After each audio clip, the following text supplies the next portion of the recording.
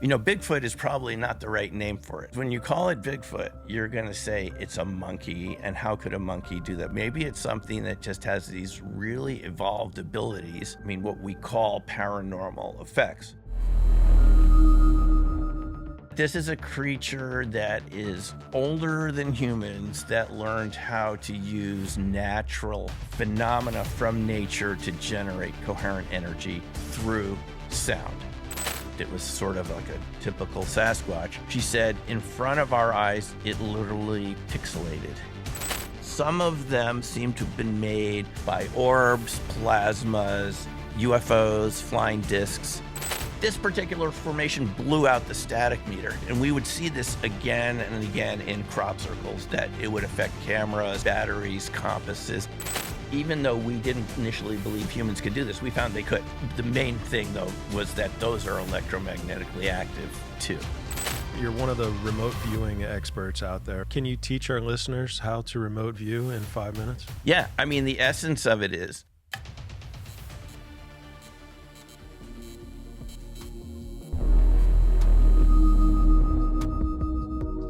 well, good. Well, welcome.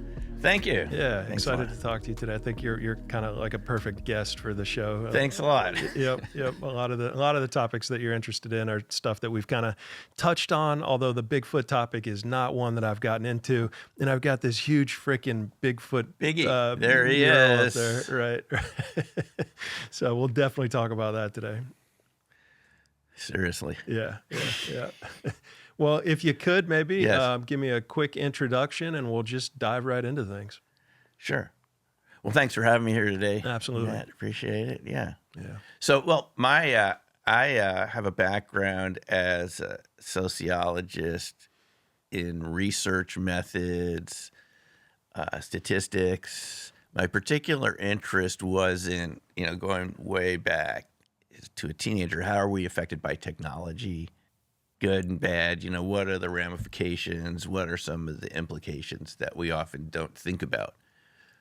We live in a time, with this huge amount of technological innovation since you and I were kids, right? Yep. We've seen the way we live change, but we don't often think about, does that make us better at what we're doing, or is it wasting our time?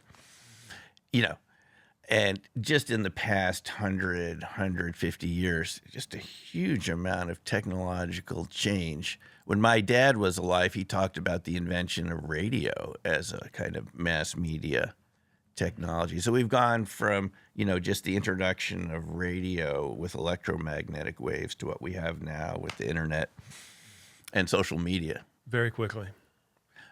So you kind of got to wonder, how is that affecting it in terms of our attention span, our ability to understand our reality? Are we just getting more narrowly focused like horses with blinders on, which in and of itself is not evolution? Or is it actually something, we're not really often consciously thinking about, is more technology better necessarily, or is it just something that we've been sold and we're just kind of bringing more of it into our lives without actually thinking about, do we actually want to do this? Right. Yeah, where's this taking us? Yeah, where are we going with all this, right. On our health, What's the end game? And what is it doing to us from an evolutionary standpoint? Exactly. So that's how I got into all of these topics, was Cool. Just thinking that's what I did my undergraduate degree in college. I specifically looked at history and Nazi technology during the Third Reich. Okay. Some of the contradictions there, how that particular political regime incorporated technology at the same time they didn't like technology because they wanted to be, the Nazis wanted to be more oriented towards the sort of blood and soil theme, go back to our roots. At the same time, they were highly technological. So it kind of created these paradoxes within Germany at that time that, as we can see, just erupted into world wars and just sort of self-destructed. Right. So that was sort of where I was involved with before I got involved in any of the topics that we're about to talk about. Okay. Yeah. You think they were involved in some crazy tech? We don't have to go super deep down that rabbit hole, but anti-gravity stuff and other. They were interested in it. Yeah. I've heard people argue they had developed, Die Glocke, that sort of circular object that could levitate. Whether they actually had working models of those or if it was just an idea, I'm not really sure. Gotcha. Yeah. Okay, so the primary areas that you've been focused on now, you're one of the remote viewing experts out there, right? I don't know if I'm an expert, but it's something I've studied for about 30 years now. Okay. Yeah. Okay. And you've been connected with, a handful of the guests that I've had on the show, Right. a couple of the remote viewers, Courtney Brown and Joe McMoneagle. That's right. I originally learned about RV. I heard Courtney Brown talking on my local radio station in Boulder, Colorado, KGNU.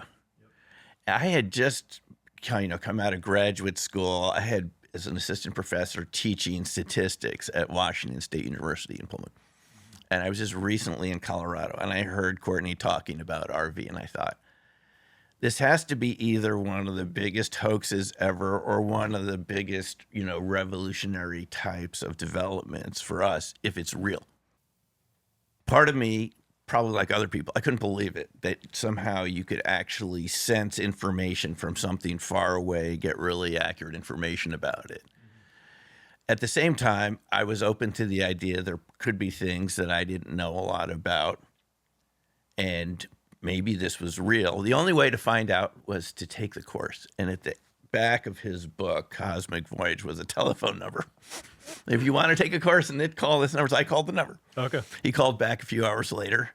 He said, we've got one spot left in our May class. This is 1996. So we're talking 3 decades ago. And there I signed up, went and took the class. And I was really surprised, Matt. Within 2 days, 3 days, people were getting results that, to me, as a former statistics teacher, showed there was some other signal line there. Okay. That we had never been told about. At least I hadn't been told about anywhere along in my education, that humans had this ability to sense something without using their physical senses. So I could see within a few days, within his 8-day class, that there were some real results there that were very challenging to explain from any conventional scientific part. So 100% convinced. I was, because you would look at some of the target pictures and what people had drawn on their page, and they had literally nailed the target. I mean, they had reproduced what was in the picture, and there's no way they could have seen it ahead of time. Courtney had set up in Atlanta this RV Teaching Institute, just the same way that the military over at DIA at Fort Meade, the same sort of protocols, cubicles with gray walls. And there was no way you could see what the target would be. It would be hidden in a folder. The monitor, the person that kind of initiates the session, gives you target coordinates. They hadn't said anything at all about what the target was. And yet somehow, much more than you would expect by chance, people were describing accurately what was in that picture. And I think by, again, second, third day, I had done it myself with one of the targets. I think it was a picture of Cancun, Mexico. And I remember starting out this session, Matt, and I'm thinking, I'm just making this all up. And you often think this when you're doing RV. Your conscious mind is sort of doubting what you're doing. And I'm getting people speaking Spanish in hotels, and then I'm moving my mind. I'm thinking, okay, this is a great fantasy. I'm in the hotels, people are cooking, and then I go outside, there's water. Looked at the target picture. I had actually drawn the coast there, the hotels behind, even some fishing boats out there. It was exactly what the picture was. I mean, it was a real shock. How did you do such a thing? How are you capable of doing this? And not just me. I mean, everyone in the class at some point is getting results like that. And there's no way that he could have drawn or put Cancun into the packet after you began to draw it. There's no way he could have cheated the thing. No way. Okay. Because you're in the room the whole time with the monitor, the pictures 20 feet behind you on a table in a folder. Okay. So you're getting, it's showing you that there's some sort of subterranean transfer of information that is not coming through your conscious mind. It's coming through another channel. Now, those of us who grew up in the Western educational system, like most of us did here, you're taught to, believe in a certain version of reality, is that you're getting information through your 5 physical senses. And that's all there is, and the rest of it doesn't matter. But here you're seeing that the information is coming through subliminally, through another channel. You're not even conscious of how you're doing it because the conscious mind isn't doing the session. It's more like structured daydreaming. And you're told to pay attention to this daydream you're having, in a sense, and write down the information. You've had other RVers on the show, so you have a sense of how it works, and the viewers probably have seen examples of this. And the government messed around with this for decades under Project Stargate and attempting to use this in order to, do things, get Soviet secrets and whatnot. And right. So how it started is really interesting. Yeah. It's one of these products of the Cold War, because at some point, and I've spoken to people who were in the services even in the 60s, who told me they were taught remote viewing back in Vietnam. And this is technically before the program we know about, which was a special access program, as far as I know. Even before that existed, someone was learning, in the mid-60s how to do this.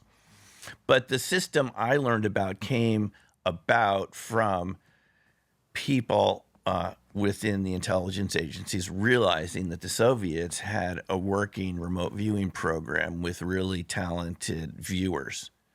And some of them could do PK also, which is psychokinesis, which is something we can get into. Which is levitation, right? Yeah, and the Soviets, right. Yeah. Levitation, moving objects around with mental intent.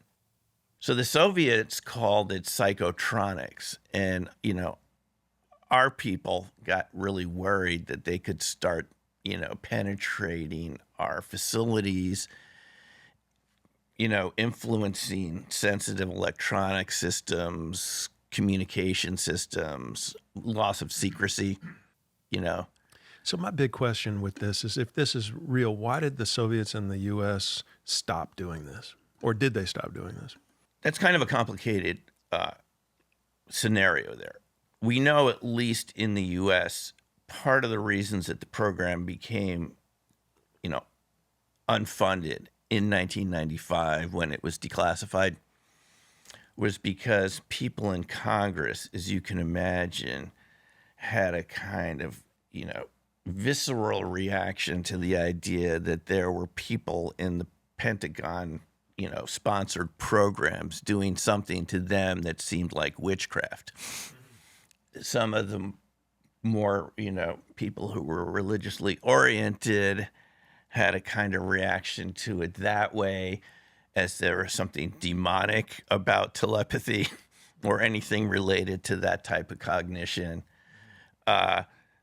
This is the time of Senator Proxmire. People were looking to cut the budget and find ridiculous programs, for political reasons.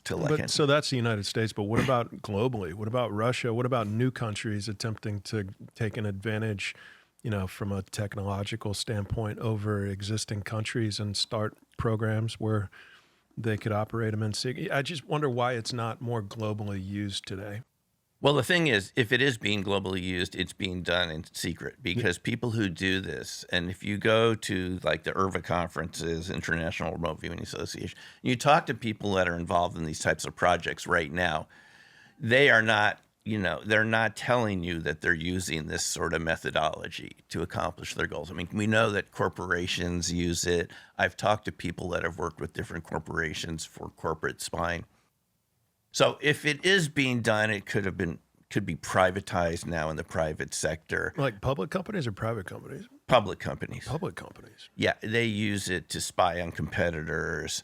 I've been asked to be involved in projects in the past that were developing products for specific companies and so forth. And people that are doing that have signed NDAs, so they're not talking about it. People that have used it in the past with Wall Street. Did you sign an NDA? Yeah, I did. You can't tell us what companies? No. That would be a big exclusive reveal here. And this was quite a while ago, and Okay. the project for some reason never went forward. But it ended up with me on my fax machine back when we actually getting an NDA from this particular individual to work on this particular project with our group of remote viewers. So I can tell you there's a lot of secrecy involved when people do this. And if it works on Wall Street, places like this, there are systems for using it for short-term prediction, markets up and down, the whole thing. Those people the 90s, or was this the early 2000s? Or early 2000s, yeah. Okay. Wow. People, they don't generally talk about it. So if it was discontinued, it probably is continuing on, in my view. I mean, Matt, I've asked people, and this question always comes up, is the government still doing it? They're not doing it the way they did it back in the 70s with a special access program, at least not that we know about. But even back then, you wouldn't have found out about it. I mean, you had someone like Dale Graff working at Wright-Patterson, and he told me his bosses at Wright-Pat were really ticked off that he was involved in a special access program that they didn't know about. So even back then, when it was being done, people were hiding it from their, superiors. So you went to Courtney Brown's place for 8 days for this thing? It was an 8-day class, then there was an intermediate class, then there was an advanced class, then there was a teacher level class. And I just kept going through them, and eventually I ended up working there and teaching myself.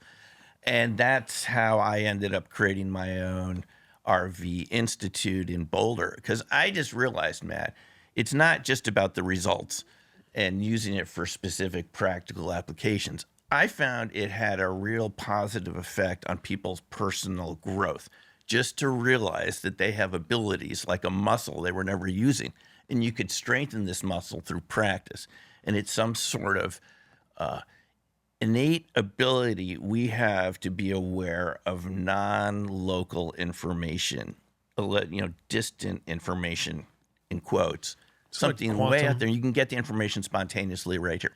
It's like quantum mechanics, or there's some like particles interlocked at a distance, behaving in a behaving in a spooky way. Like, is that spooky action at a distance? There you go. Yeah, right, thank you. Right. Yeah. So how long does it take for somebody to learn this? Like how many days of training, or how long would it take just a normie to figure out how to do this? Well, generally, people can get results within the first day or two, just to show themselves that they're capable of doing something. Like myself, you just don't think you have any innate psychic ability. And, Russell Targ used to say that the people that were some of the best viewers were their contract monitors from the CIA that would go out to Palo Alto. The program existed both on the East and the West Coast. And it was being done as it was called at the time, SRI, Stanford Research Institute, and at Fort Meade at DIA on the East Coast. And Russell would say that the best viewers were the most skeptical ones, who would come and say, well, I don't believe this works. And they would go through like what you just did. They would say, maybe there was some sort of mic, speaker in the room subliminally telling me what the target was, So they would adjust all the aspects of the room where these viewers were, just to control for any other way that the information could leak in. And then these people would say, it really works. I think we all have that same reaction to it. But it, can take like a day or two to see results. But like anything else, if you want to get good at it, it takes a lot of practice, because essentially it's an exercise of separating signal from noise. And our imagination, our mind, conscious mind, creates a lot of mental noise. Right. And the psychic signal is really subtle.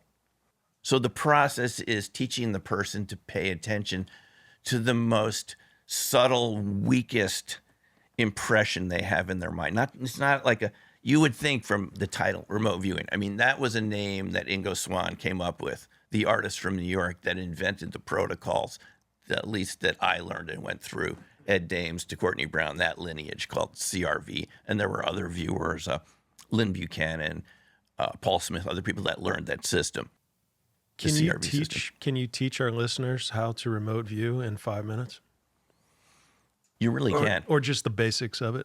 Yeah. I mean, the essence of it is And if Ryan wants to put up there some slides, RV 1 through 3 that I created, just showing you what an example is. You get a friend to hide a target in a folder, or go to one of the sites online where the pictures, I have some on my site, where the pictures are hidden ahead of time. And you ask them to describe, not name, because it's a right brain activity. Yeah, so these are some examples of just my own classes where you can see the target, the color picture, right? And then what the viewer was able to draw. And these are all beginners in the beginner class in the first or second day. Wow. For example, on the left, you can see the target is good old Washington Monument, right? Right. And you just ask the viewer to describe the basic sensory impressions, the basic dimensions and magnitudes there. It starts with something in our system that we call an ideogram. It's a name that Ingo Swann came up with. Not everyone uses this system, but in this CRV system, it's basically just a scribble from your unconscious mind onto the paper without you even knowing what you're doing. You just ask the viewer to draw this sort of shape, and then they get impressions from the shape that turn into that picture that you can see at the bottom, at least in the first one. So in this first session, it's really interesting, Matt. The viewer immediately gets the Washington Monument in their mind. And the instructions are, don't pay attention to these really loud images because that tends to be mental noise. So he said, okay, well, if it's not that, where are we? And he starts walking down the reflecting pool to the Lincoln Memorial, which, as many people know, is exactly opposite the Washington Monument. So you don't see it, but on the back of that page, he drew the Lincoln Memorial. So it's often the first impressions that the viewer gets are the most accurate, but the conscious mind rejects it because we're so consciously mind-oriented from our educational training. It's like when we're in school, you got to justify to the teacher, how did you come up with the answer? When you're doing RV, you have no idea how you came up with those images and pictures. It's the opposite of our training, which is what makes it so much fun. I was going to ask, where? So the person that's drawing on the piece of paper, are they getting that image from the mind of the teacher or from the image of the piece of paper that's in the packet or we don't know? No, that's a really good question. So they're not actually supposed to be just reading the mind of the teacher, because we could do this double blind, where double blind meaning not even the monitor or the teacher knows the target. And we've done those too. And sometimes they're even more accurate than what you just saw. So they're not reading the mind of the instructor or the monitor. And they're not even necessarily just looking at the page that's hidden in the folder. We want them to go to the target site because we want them to get information that we can't see from the picture, which is the whole point of it, is to get them to the target site and have them walk around and acquire information. You can see why the intelligence agencies would be really interested in having this ability. So you want them at the target site. I'm saying at the target site. I don't think they're literally going there. It's like more like a radio receiver, a kind of a multidimensional radio receiver in your mind's eye that's receiving this information in here in the room. But your mind, your conscious mind especially, which is really good at recreating this room here because it's all coming through your physical senses, it can take those signals and recreate the image of that, and the viewer can feel like they're there, which is why some people think it's like astral travel. But in my view, it's not. It's actually passively receiving information here in the room, but just like you recreate the physical reality around you from your senses and the way your physical brain works, you recreate the feeling of that target area. Ryan, if you could just put the pictures back up, I'll just describe the other two here really quickly, and then we can describe how it works. Okay. The other picture was of that race car in the stadium. Right.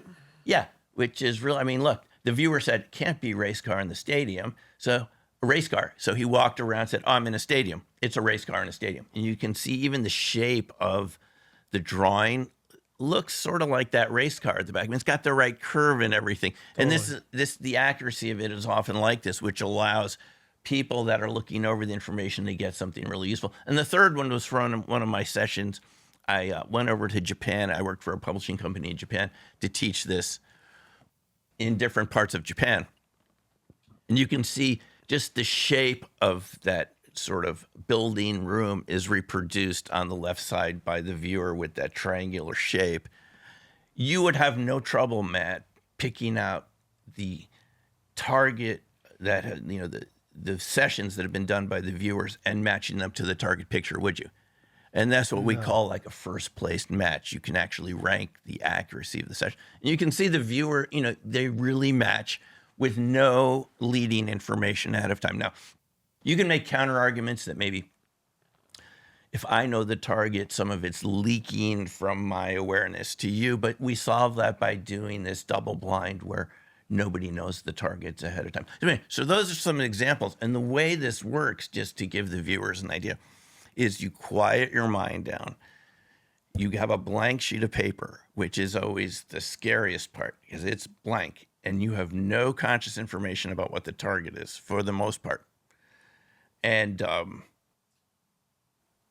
you're asked just to describe the subtle impressions you're getting from the target site and just draw it without any fear or hesitation, without, you know, second guessing yourself. And if you do get very loud 3D colorful images in your mind, for the most part, those are noise and you put them off to the side of the page. In this system, it was called analytical overlay because we know the conscious mind, its job is to take the little sensations that are coming through your physical senses and amplify them. But what it's going to tend to do, and this leads into a broader discussion of all these topics that we're interested in, it tends to show you what you're familiar with, what you've already seen. The conscious mind is very good at filling in gaps, but with what you're used to, not with what's at the target site. Mm-hmm. So your job is not just to take guesses and to amplify the loud signals. You want to amplify the really subtle signals without adding in too much noise. So it's like a signal versus noise issue, just like in electronics. You can't really amplify the signal, but you can lower the noise. So that's this particular CRV system, which was called controlled remote viewing. Some people called it coordinate remote viewing. I just called it resonant viewing because to me it seemed like a type of resonance amplification. You're taking the frequency of some location, person, place at a distance and finding a way to amplify the resonance so that you're able to pick up that signal and write it down. And that's sort of the essence in it. The final step is just when you're done, you look over what you've written and you use your kind of gut feeling to feel which colors, which sensations, which dimensions and patterns, what feels the most accurate, and you write that down. I feel at the target site it contains X, Y, Z. And then you get your feedback at the end.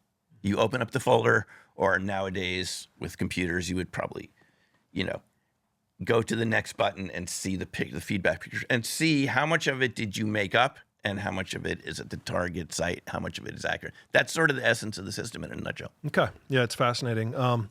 Yeah, I still, my last question, I'm still kind of struggling with a little bit, I guess. But so like, and pardon my ignorance, but if it's a double blind, let's use that as an example. If it's a double blind and nobody knows what the picture is in the paper, and we're saying that the person who's remote viewing is getting that information into their brain about what this target is so that they can then somehow travel to go to see the target and to visualize it and then to be able to draw it. I'm still struggling with how do they get that information into their brain and, you know, to even know what the target is, to even know where to begin to look. Like, and I can only think of a couple of options is one is that they're somehow the information that's within the envelope is somehow in the Schumann resonance or in the ether, or, you know, is information that's just out there in the system that's kind of bouncing back and forth, and they're somehow picking up on that. Their antenna is picking up on that, or somebody else knows about it. But in a double blind, I guess nobody would know about it. Somebody must have put the picture into the envelope. So I guess I'm just wondering, like, how do they even know what is it? Where is that information that their antenna is picking up to even go out and begin to remote view the site? That's what we all wonder about. Okay. Gotcha. It's not like anyone really knows for sure. Okay. But what it suggests, and there was a book written about this by Tor Nordstranders called The User Illusion. And Ingo Swann, when he came to the IRVA conference in Austin, Texas in 2002, even brought up this book, which I had come across in my research about technology and perception and the limitations of perception a couple of years before. What Nordstranders argued, which is so shocking and surprising, is that what we call the conscious mind, it's only perceiving the tiniest fraction of reality. So when you look around you and you think you see what's there, what Nordstranders argued was that when they looked at the physiological experiments of the brain's ability to perceive reality, it was something around 1/1,000,000%. If you want to let that sink in. So everything you're conscious of every moment is something on the order of 16 bits of information out of 20 million bits that your awareness is perceiving every single second. So your conscious mind, and the motivational speaker Tony Robbins used to say we're deletion creatures. He's right, at least from an RV point of view. We're literally deleting more than 99.999, go all out of way with those nines, percent of all the information that is coming in through our physical senses alone. We're not talking intuition or even other. So basically, we have a huge capacity that we're not aware of, that no one told us about, within our own creativity and our own ability to perceive. And we've been conditioned by all of these institutions we've grown up with since we were really young and went to nursery school. It's been conditioning us to have a narrower perception of reality until what we're left with as adults is the tiniest fraction. So what RV is teaching us is to remember how to do something that we knew how to do as kids. That's my take on it. And we were educated away from believing in, which is what leads into all the other spooky wooky paranormal stuff, is that we're surrounded by a bigger reality. And we've been conditioned by this sort of domestication system we've created for ourselves with the institutions that we, go to as part of our education, to see a smaller and smaller part of reality. Right. And so what RV is showing you again is to pay attention to that sort of other side of your mind, the unconscious side, the daydreaming side. And then at the end, we're going to see if it's accurate or not. And the really surprising thing, I think was surprising to everyone, is that it actually worked. The U.S. wasn't the first to figure this out. The Soviets were way ahead of this. The Chinese, we're told, had at least 5 different institutes devoted to RV. Again, that developed into PK, because there's another side to this that goes even farther than RV. It's the ability to affect things at a distance, which is almost even harder to believe, right? I mean, it's one thing to perceive something from a distance, but how about projecting your mind out to a distant site and affecting something? But it's entanglement, basically, right? I mean, is that kind of the same principle, philosophy? People have thought of it as quantum entanglement. I think from looking at all the research, Bob Greener's research, all the cold fusion, Leonard, coherent matter research, I think we can pretty much go in the direction of what's called the Aronhoff-Bohm effect. And this is an effect that Aronhoff, I heard him lecture about it. It's a distant, non-local type of information exchange without an electromagnetic signal. And Matt, they found that this type of RV, it's not electromagnetic, because they took Ingo Swann and his artist friend Hala Hamid, who also was brought on board the program just to test ordinary people, since Ingo had a natural ability. And they put them in a submarine and took them down in the Pacific and had them do RV exercises, and it was just as accurate, where electromagnetic signals can't penetrate through all that seawater. So it's not an electromagnetic signal. And we've also found that the distance of the target doesn't affect the accuracy. So it's not like it fades away as you go farther out. Ingo, early on, I think he viewed Jupiter and found there were rings around Jupiter that no one knew about before the Voyager probe got there. And there they were. So it's not affected by distance, which is not an electromagnetic signal. So I think working with the latest type of physics effects, we know exotic effects from quantum mechanics, I think we can say it's the Aharonov-Bohm type effect, which is more of a phase effect where particles at a distance, like you're saying, along those lines, that the particles are interacting through their phase, but not directly through any electromagnetic signal, and they're exchanging information. It's something that no one believed in. When Aharonov talked about it, the only person he could get to work with him as a thesis supervisor was David Bohm in the UK. So he went from Israel. Nobody in Israel would let him study this effect. He went to the UK, worked with David Bohm, became the Aharonov-Bohm effect. It's now accepted as a spooky but weird aspect of quantum mechanics, where in the complete absence of any electromagnetic signal, you're going to get interaction between distant particles. So I think it's more along those lines if you wanted to scientifically explain what is actually going on there.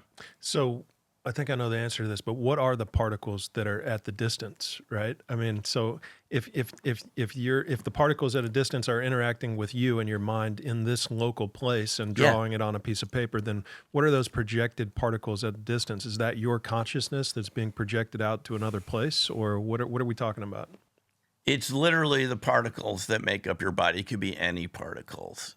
And we learned this from the Lockheed Martin patent in systems and methods for creating coherent matter wave beams.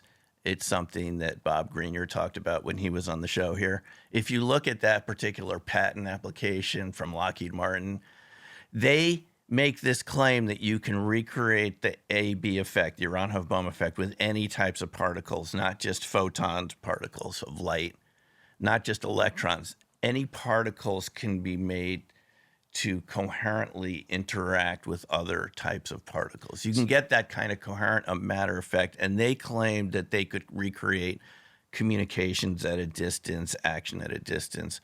So it's basically any types of particles as long as they're coherently entrained with each other. But in the remote viewing process specifically, what are the particles that are being projected out to a distant location? Is it the body? Is it the spirit? Is it it's the not mind? Actually, well, I don't think it's actually being projected again. And that's my view, and people can disagree. Yeah. Because when you talk to some RVers, they say, I really feel like I'm going there, and some of the military viewers would say it's like dropping down into the site, with a parachute and everything. The way I see it, it's more like you're interacting with something at a distance. So different particles. So it's not the same particle that's in two places at the same time. No. It's different particles. Okay. And the experiments have been done where you completely shield a magnetic solenoid, as it's called, and there is literally no electromagnetic interaction, and the particles still entrain with the particles within that solenoid. Okay. Even though there is literally no signal. If you took an EM meter or any sort of meter to measure the electromagnetic field, there'd be zero there, and yet the particles are detecting something. So this is the weird thing about it, Matt. This is actually a prediction of quantum mechanics from the equations of quantum mechanics having to do with what's called imaginary numbers, not the ordinary real numbers we're used to. These imaginary numbers, the negative result of a square root, which doesn't make sense in ordinary real numbers because you can't have a negative square root. But in quantum mechanics, it exists so that the math works out. And it was a prediction of quantum mechanics that it should be true. And no one really believed it at the time, which is why Aharonov had a lot of difficulty listening to him talk about it once, even getting people to believe. But that's what quantum mechanics predicted was going to be true, just in the same way that Paul Dirac, the British physicist, that eventually he moved to Tallahassee. He was at the University of Florida here. He predicted the existence of antimatter. FSU. Right. Florida State University, yeah. Right. Yeah. he had a fascination with the U.S. He eventually emigrated here. Okay. He predicts the existence of antimatter back in 1929. He said there had to be something like an electron, but with the exact opposite charge. And at the time, the neutron didn't even exist. And he said he was really hesitant to predict, no one wanted other particles. Everyone just got the proton, the electron, that's good enough. We don't need more particles. But the quantum mechanics, I'm just saying, the math predicted that there had to be antimatter. No one believed him. Then a couple of years later, it's detected in the background, cosmic radiation, and he wins the Nobel Prize for detecting antimatter. So just to answer your question, it's one of these predictions of the equations of quantum mechanics that says this should exist. And then people later find out it does, even if it's hard to imagine that it's real. So quantum mechanics tells us there should be this interaction at a distance in the complete absence of a signal. And bang, here it is. And people who were involved in the RV program have applied for patents in using this for communications with submarines and so forth. I mean, using the AB effect. There's debate about it. I'm not saying it's a totally settled question. I've talked to other people in the RV program who don't think it's the Iran-Hobom effect, but it's a direction we can go in to look scientifically. And Matt, here's the thing about it. Once we can show an accepted scientific principle that might explain some of this, it goes from being spooky and weird and paranormal to, that's just science, kind of like radio waves. Right. Another phenomena that no one believed in. It's totally true. Yeah. You can't see. Can you see? So it goes from conspiracy to mainstream science instantly. Just like that. Yeah. The prediction of radio waves came from James Clerk Maxwell's mathematical modeling of the electromagnetic field. This is his contribution, is to see electromagnetism as a field, coming out of the experiments of Michael Faraday and so forth. And Maxwell's equations predicted radio waves, but they hadn't been detected at the time. And then over the period, first David Edward Hughes picks them up in a lab in the UK. And everyone thinks, that's just a magnetic effect. It's just a magnetic induction. That's nothing new. But he had picked up radio waves. But the person we know as associated with that was Heinrich Hertz, right? Right. And he gets the credit in our history books, even though things usually are, other experimenters at the time were probably picking this up. But the interesting thing is just that the mathematics of electromagnetics predicted the existence of radio waves like 10 years before they're discovered. And if you look, in your history books, Faraday and Maxwell were not heroes at the time. A lot of people disliked them. You look at their writings, they were really depressed. They talk about these Newtonian opponents because everyone was used to these direct, easy to understand, measurable forces. And here Faraday and Maxwell come along and say, there's electromagnetism and you can't see it. And there's this luminiferous ether, which spreads out throughout the universe, and these waves are coming through. Anyway, the reason I'm saying this is none of these scientific discoveries at the time were popular. There were more opponents than people who were supporting them at the time. And the people we think of as the science heroes of today and in the past were really persecuted and highly unpopular people that had difficulty finding jobs, even though today they're like the foundations of all this technology that allows this to be possible. And it probably will end up being the same way with remote viewing. Even if we can't totally understand it at this time, we're speculating what the effects are. We have the data. We have hundreds of years. The psychic experiments, they go back. There was the British Psychical Research Society. You look at these things. The researchers back then, Oliver Lodge and William Crookes, and people that were interested in electromagnetics, but also had a side interest in some of these other phenomena. So you have this kind of evidence that this is real. And the experiments obviously are getting tightened up and tightened up and tightened up over hundreds of years. Dean Radin has written books about this. And still to this day, if you look at modern science and its acceptance or ability even to kind of want to look at these phenomena, you're going to find that there are secret classified government programs that are using this operationally.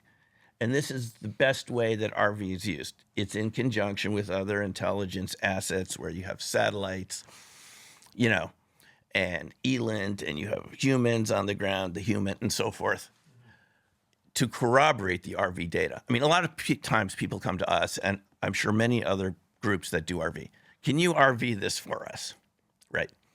The problem with that is you don't have any feedback at the end sometimes.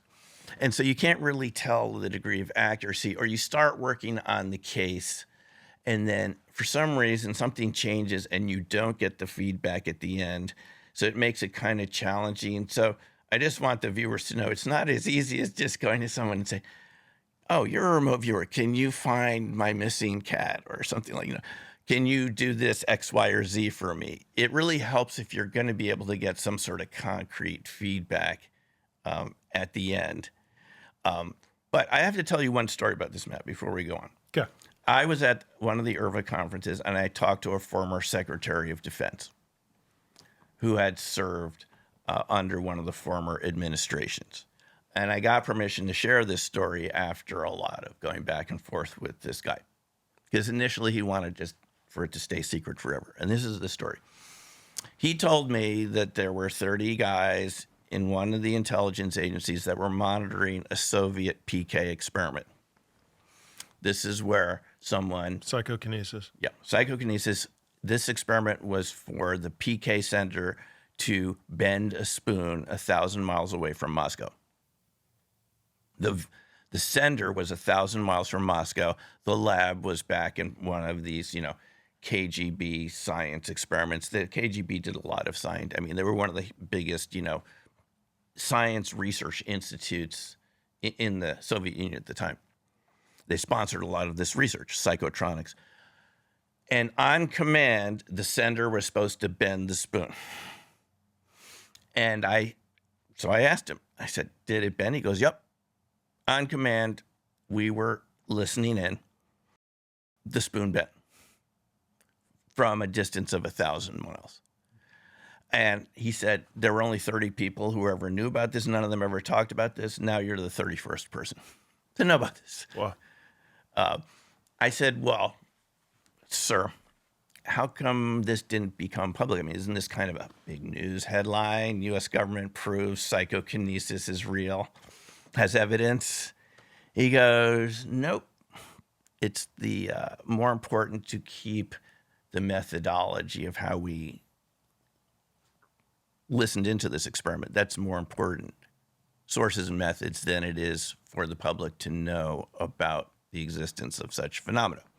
So, Matt, if you extend that, the discussions we're having even this week in the U.S. release of UFO files, you have to wonder, how much of this did somebody in a position of authority know about? The reality of remote viewing, the reality of psychokinesis, and a full range of paranormal phenomena, going all the way to James Lukatsky's book, Skinwalkers at the Pentagon, and all his 3 follow-up books about his management of the government UFO program called OSAP.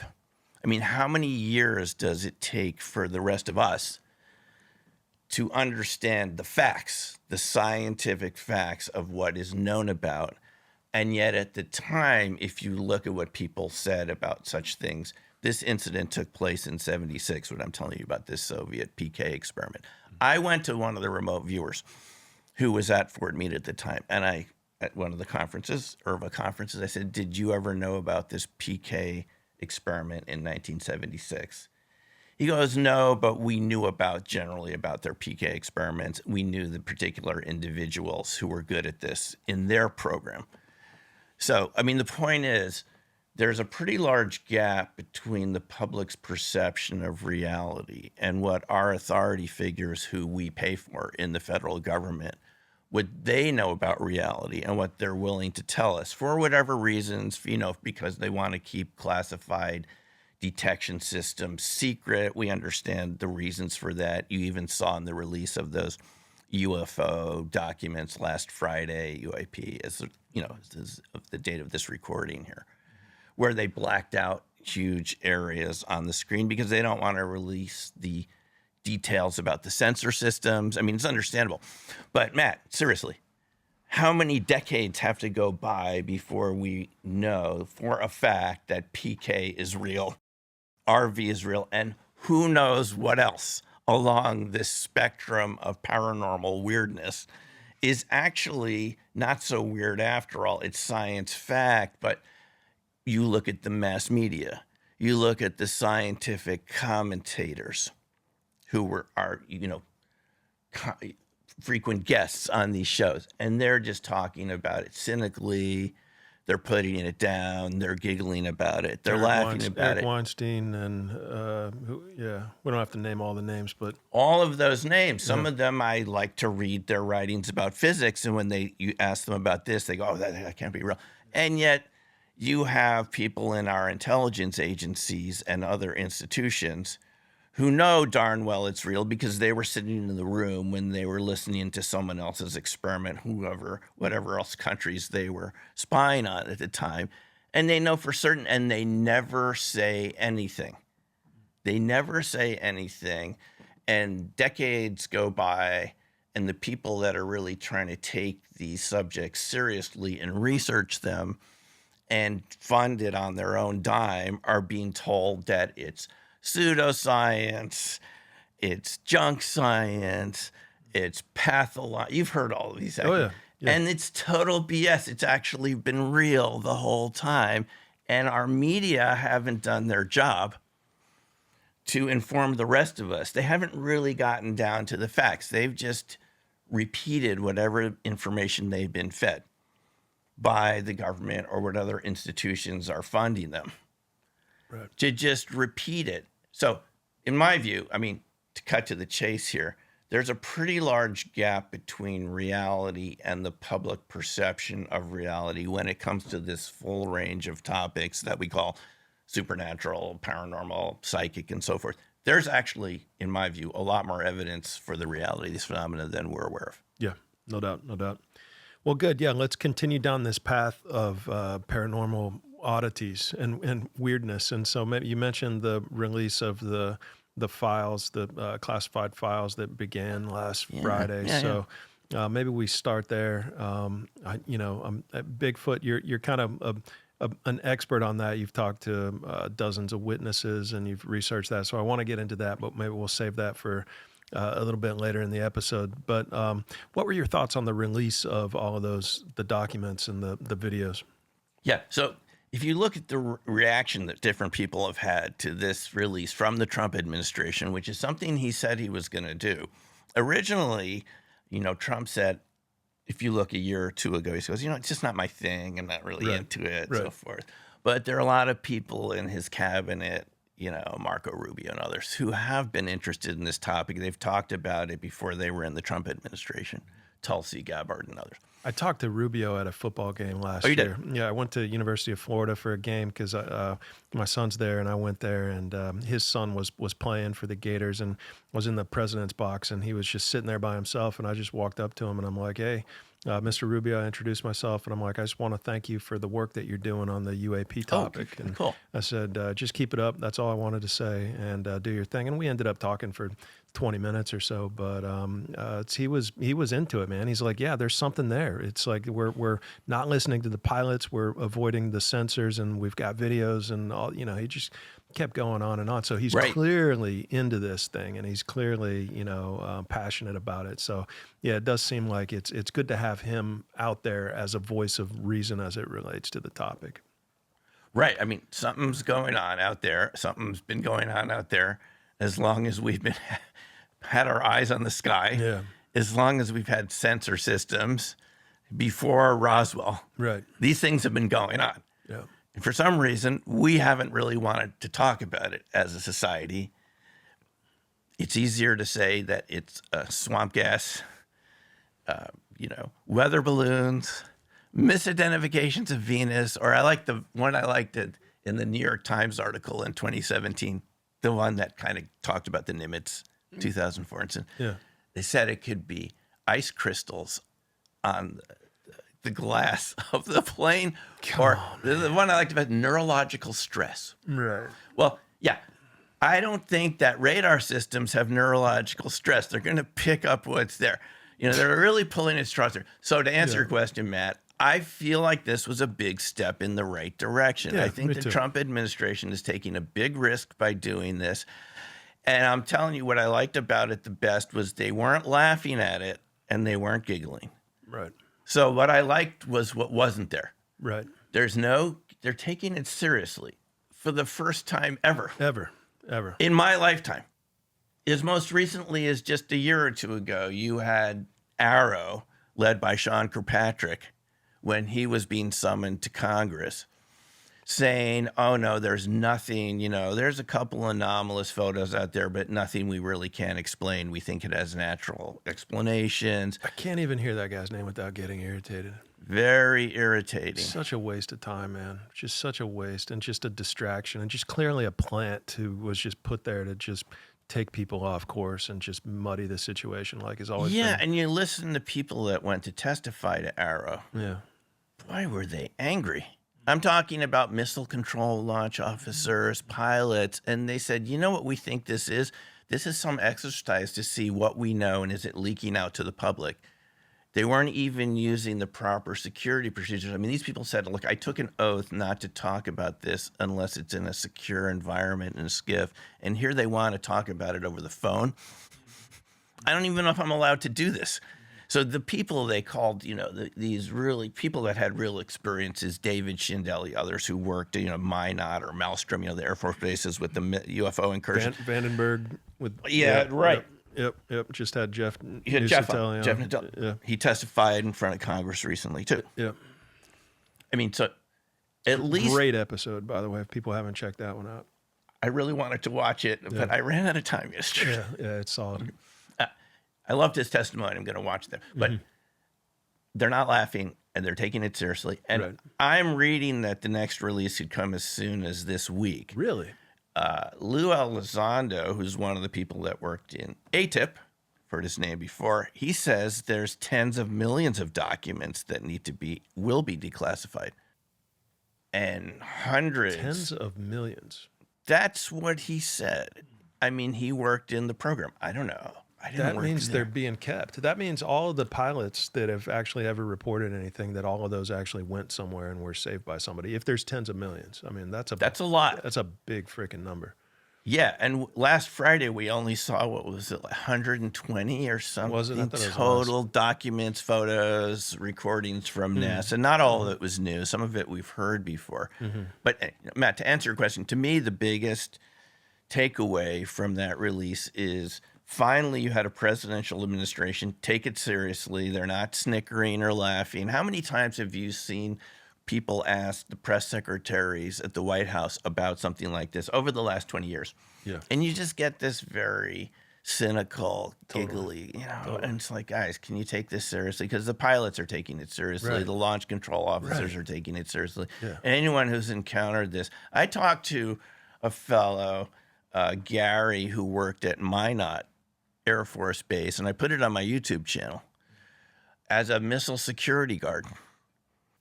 And he told me about a couple incidents in there, the most serious of which was he was called out with his colleague in their security alert truck to go look at an alarm that kept going off all day. And he said it could have been, rattlesnakes or badgers or anything set in the alarm. And they got out there. There was a glowing object next to the missile silo. This is in Velva, North Dakota, where it came out of the Minot. These missile control launch facilities have a whole area that's a pretty big distance of, launch control facilities at the time each, for him, 10 Minutemen missiles. And their job is to go out and make sure that these launch control facilities are secure. And he said there was a glowing object that took off vertically as soon as they got out there. I asked him the shape. He said you couldn't even see the shape. It was blinding blue object. And this blue color comes up a lot. We can talk about why a lot of this looks bluish and blurry. Okay. But the point was they all got burned on the right side of their bodies that were exposed to that object. He said everything in that truck was burned, even their M16 rifles, the whole sides of the truck. Just radiation, just burn. Some sort of radiation being emitted. Is it intentional? Is it the propulsion system? Is it effect of this kind of blue shift, this permittivity change, what's Hal Puthoff called space-time metric engineering? We can get into that if you want. Mario Woods came on the show, and Mario Woods, yeah, he was a witness and experiencer at a missile silo, and he got burned, and he said that he was being checked out afterwards, and they were checking his gums, and they were looking in his mouth and like going all through his mouth, and until the show, he had no idea why they were going in his mouth. And Ryan is like, well, radiation poisoning or radiation burns often show up on your gums and in your mouth, and he's like, holy shit. So that was a big kind of aha moment for him, and yeah, makes total sense. Right. So I mean, these people are getting injured. That's the point. That's the point. Yeah. And this has to be taken seriously. Right. And their job is to be out there and secure these facilities. Mario Woods, in his case, has all the missing times, beans around what is going on out there. Well, the point is, they're being told you're never going to talk about this again. As David Schindele wrote this book, it never happened. Right. In his encounter, and he was a control launch officer. I mean, they come in and say, you're never going to talk about this to your sweetie, your wife, anybody.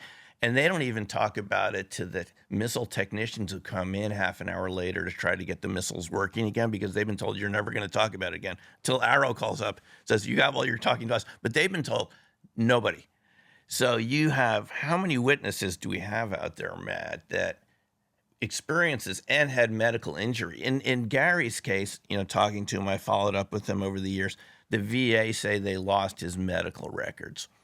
How convenient. And he had some serious injuries. His other buddy, the guy disappeared, never even heard from him again.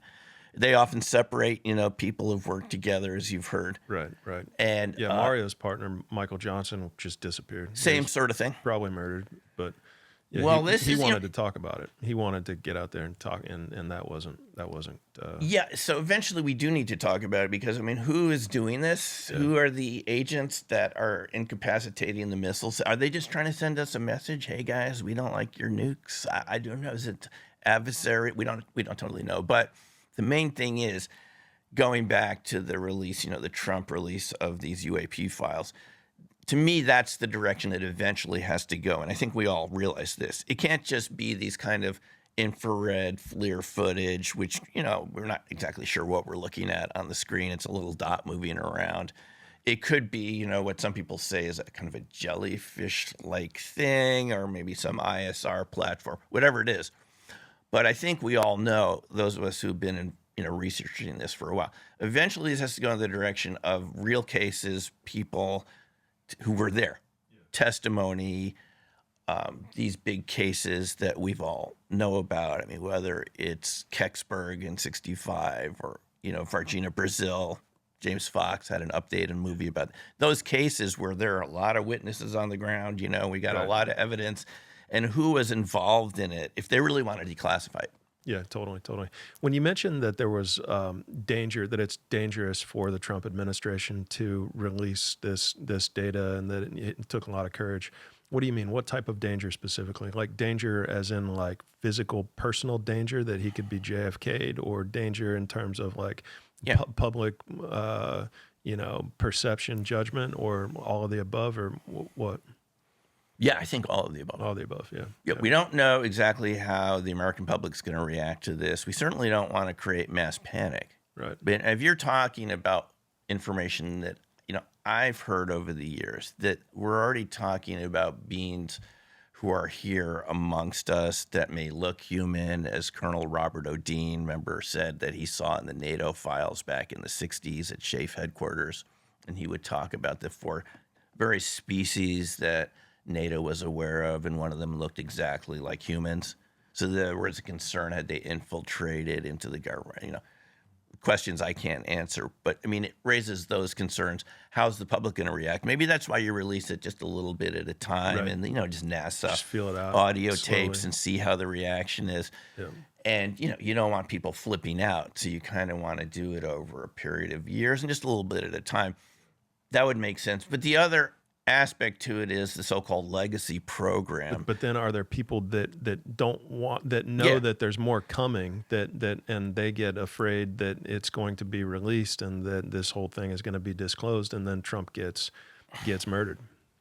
Right. So are there gatekeepers in the legacy programs, especially private aerospace companies, public aerospace companies in some cases, right?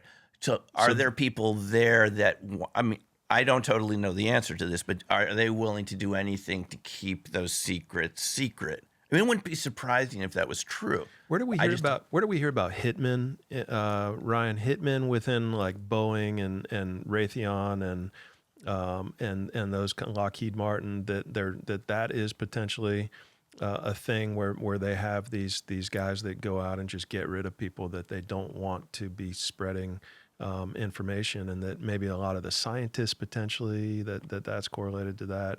I don't know that I can't remember who we talked to about that. Ryan, do you remember, or do you? We've skirted around the topic a little bit with like Jay Anderson, Chris Ramsey, Ashton Forbes. Yeah. There's kind of that commonality of, if those defense contractors want you silenced one way, shape, or form, they're going to find a way to do it. I thought it was like a declassified document also that said that there were these hitmen within these. It's not something I really know very much about. Yeah, okay, yeah. Fair enough. I'm looking kind of more on the science side, but I mean, listening to people who've given testimony recently to Congress and so forth. I mean, that is the question. We're told this has happened sometimes, and it's something we need to find out about. I mean, this isn't supposed to be some sort of authoritarian dictatorship where you can't go beyond a certain line. And we do something called, we have freedom of speech. We understand about the necessity for classification, but are there private interests? That's really what we have to answer here. This is what Congress has to address. It's not something you and I can fix here. Congress has to address this, and perhaps the executive branch is, do we need to give people, release them from their NDAs so they can testify in front of Congress? Because a lot of them, including James Lukatsky and Eric Davis, others said, look, I have signed these secrecy agreements, and I've talked to people myself who've said the same thing, who haven't come public yet. I signed these secrecy agreements with the federal government that I wasn't going to talk beyond this point about the UFO program. This is literally what they've said. Yep. I can't say anything even to Congress unless the president signs an order giving me permission to talk. I think eventually it has to go in that direction. I don't totally know the truth about this subject more than anyone else. I'm sure there are people that know a lot more about it than me, but we need to have the process that we have in the U.S. that adjudicates and deals with these sorts of subjects. Totally. They're trying to scare people because, I mean, people are getting threatened. David Grush received major threats. Jeff Nusatelli received threats to him and his family.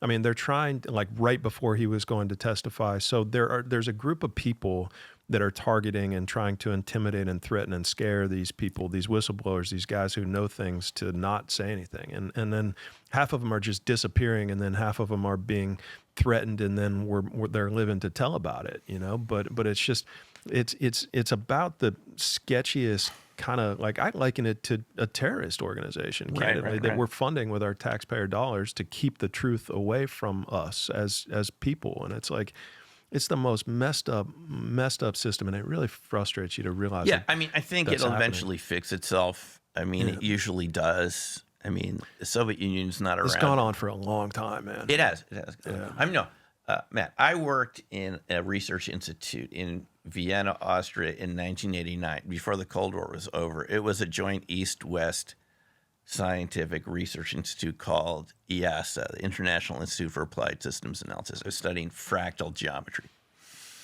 And I worked with, Soviet scientists and even East German scientists. And I remember even in 89, which is pretty late in the day for those countries to be existing, they were still telling me about it as if it was going to go on forever.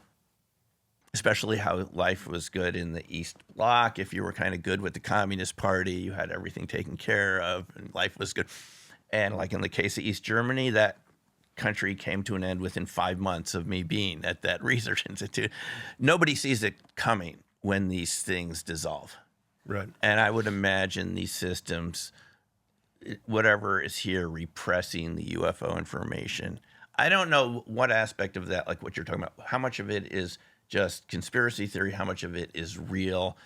You've talked to some of these witnesses like I have, and they say that they feel that they can't talk about it openly and threats and so forth. But I mean, it's something we have to fix up and we have to find out. I think we're moving in the right direction. Maybe it looks slow to some people, but yeah, agreed. Definitely moving in the right direction. It takes courage, and it's one of the things that Trump has done that for me is like go Trump. It's definitely pushed the needle forward, and so hopefully they have the courage and conviction to continue to do that, and that we keep getting closer to the truth. That's all we can do. Good. What's a good place to go from here then? What's a good segue? I'll tell you, crop circles. Yeah. So this is the really interesting aspect. How did I branch out into all these other subjects from RV? It's kind of the logical thing. So first of all, I mean, in graduate, let's just go back for a second. I was a statistics teacher. And from the early days on, something seemed to me wrong with the way we teach mathematics and statistics at a university level. What was wrong with it is we were only using one statistical distribution called the normal distribution, the Gaussian distribution. Most people will be aware of it as the bell curve. For some reason, we were thinking that reality has to line up with the freaking bell curve. And as we all know from even phenomena like not everything works in this very linear, ordinary, easily to understand manner. Especially things like rare diseases and rare events, what now, have been called black swan events. Nassim Nicholas Taleb, his book, The Black Swan, and Anti-Fragile, and this other perspective that there are rare events that can have big impacts. So even at a gut level, before reading Taleb or anyone like that, it seemed to me that using regression, statistical regression, which is a sort of linear method for looking at relationships between variables, it seemed to me even back in college, and Ryan, if you want to put up some of the pictures of fractals, you can, the way reality actually works, when I came across this topic of fractals and its kind of sister discipline, chaos theory, was that there were probably a lot of phenomena that we were missing in modern science because we were insisting that things have to look like a line. Fractals are objects that are self-similar. Probably a lot of the viewers have seen these by now. They were kind of new to me back in the 90s when I was doing my research.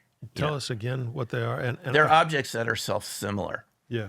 That look the same at any scale. So even at a distance, they would look like this. As you would zoom into this, you would still see these same sort of patterns. It never, the point is, Matt, it never resolves to a line. Got it. We still have grown up with this heritage from Greek science that things have to be perfect shapes. But this is actually how nature looks. And if you just want to scroll through some of the slides here, Ryan, mountain ranges, like, at the time when they were discovered 100 years ago, they were called mathematical monsters because they didn't fit any obvious pattern they were known about.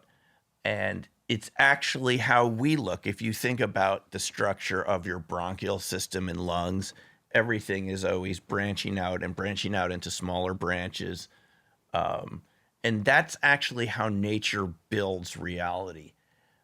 Think of, you could go to the next one, right? Trees. Branching structures, very resilient structures that if one branch breaks, it doesn't affect the whole structure. Clouds, you go to the next one, right, are also a fractal structure because you look at a cloud from a distance, it looks like a solid object, but anyone who's been in a plane, you get very close to them, what is it? Just lots of little drops, and the closer you look, it's just lots more little drops. So fractals are objects that never resolve to a point or a line or a cube or a perfectly flat, they're not easy to look at. But what we found is that that's actually how nature works. If you could go back to the previous slide, a couple more back, Ryan. Who found? Yeah, here. So right here, scientists found like the bone structure. As someone that, does bodybuilding, you're aware of the importance of bone structure. Nature doesn't build it on lines. It actually is a fractal model like this where it's lots of smaller intertwined structures, and the closer you look, it's more intertwined. So on a certain range, it's just going to look self-similar, whether you're looking at far away or close. It's the same sort of structure over and over again. So this was found. Bone structure is based around, it comes from the word fractured. And this is how nature works. Actually, most people have fractals right next to them in their cell phones. You're probably carrying one right now. Cell phone antennas are also built around this self-similar pattern, so you can get a lot of bandwidth into a limited size. And nature uses fractals to get the maximum amount of energy transfer, the maximum amount of surface area into a finite space. So when we look at the universe and we look at, like, we view this, we view like the universe is like our house or something. It's like a big ball, and it's just constantly expanding and constantly getting bigger at all angles. But fractals kind of look at the universe and says, well, it's actually, you have to look at it from a different dimension where things are just, they constantly can get smaller and they constantly can get bigger. And so you've got like an atom could be a solar system. You know, it could be, if you can go deep enough down and look at that atom and look at the electrons, you know, orbiting or you know, whatever, that this could be some entirely new universe at a smaller level. Is that kind of exactly? Yeah. Okay. That's kind of how it's looked at. The way, a common phrase we all heard about, as above, so below. Yeah. Yeah. Or there's that little. It's crazy to think about. Like, okay, we've been looking at it going out this way all along, but it's actually kind of stretching this way from like small to large. It's wild. It's wild to think about. Bigger fleas have smaller fleas on their backs to bite them, and the smaller fleas have teensier fleas, and so on, infinitum. Right. Alan Watts used to repeat that a lot. Right. the Buddhist philosopher. That's actually how it works. Think of the importance of the microbiome, how we've learned recently how important the microbiome, each of us carries around a pound of bacteria in our bodies that is not human cells. They outnumber us by like 100 to 1 or something like this. They're very, very tiny compared to our cells, but there are more of them than there are of human cells. Right. Which is, if you think about it, you would look at yourself, you would find that hard to believe. But you actually consist more of some other types of cells that are essential in many cases to you being healthy, that we don't even think about with our medicines, nutrition, and so forth, any of this. Well, this is the big discovery, was that Benoit Mandelbrot, who worked for IBM, discovered this in time signatures. They were looking at line noise in telephones, that it's self-repeating. And Mandelbrot began to find this pattern in a lot of different signals that he was looking at. Shortly after the advent of LSD? No. Oh, just playing. But it's funny you said that, because people always kind of looked at him like, don't dump water on our parade here. We like our linear models. The only problem is they don't describe reality. Right. In many cases. They'll describe it for physical objects that are ordinary, but they don't describe it for these more complex processes. So I came across this fractal. So I'm just saying that when I came across fractal geometry, I said, holy moly. First of all, my dissertation committee didn't like it. These 5 guys who I asked to be on my dissertation, they weren't into this. They said, we don't look at it that way. But I could see, look, fractals are very practical. They were used early on in JPEG images for JPEG compression, because they allow you to get, just with sampling of data points and an algorithm, you can create a whole picture, which on limited bandwidth, which is what we used to have with the early internet, you could get pictures through without pushing each single pixel through down the telephone wire. Right. They ended up using also in satellite communications, and it was found that a lot of our own bodies were built around these fractal patterns. Heart rates are not sine waves. If you look at them, they're built around fractal patterns, which would mean that the larger patterns on a scale of an hour looks like the same pattern as a minute and as a second. So how do you actually talk about fractals if you're not using regular metrics, linear methods? You look at dimensions, and fractals are objects between dimensions. So clouds are not completely three-dimensional, because the closer you go, you'll see there's actually nothing there. There's just a lot of dots. They're more than a flat surface, but they're less than a cube. So with fractals, we look at things in terms of how edgy the edge is, and we give it a dimension number. And this was found to be very useful for measuring different types of systems. And instead of measuring the absolute size, which we're all used to from our Western training, we accept that they're, in some ways, these objects are all infinite, just because what you said, you can keep going smaller and smaller and smaller all the way down to the atomic, subatomic level, you know, down to the quantum field. But you can get a measure of their dimension. So initially, when these were discovered 100 years ago, well before LSD, they said, we don't want to look at these. They're mathematical monsters. And they are literally objects between dimensions.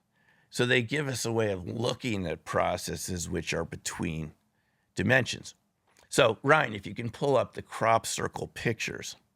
Before we go to that, just a question, like, how is time related to fractals? Because, like, you go down so small enough level, and it's like you can begin to, like, chop. If you have a certain distance, like a Planck unit, like the smallest unit of measurement that you can possibly have, we say that that's the smallest unit of measurement, but you can chop anything in half, right? And anything can continuously get smaller and smaller and smaller. It's just, do we have the ability to be able to see it and to be able to, like, understand it? And from a time perspective, it just seems like the way that we perceive time is maybe relative to where we are in this whole fractal universe, fractal system, but at a much smaller level.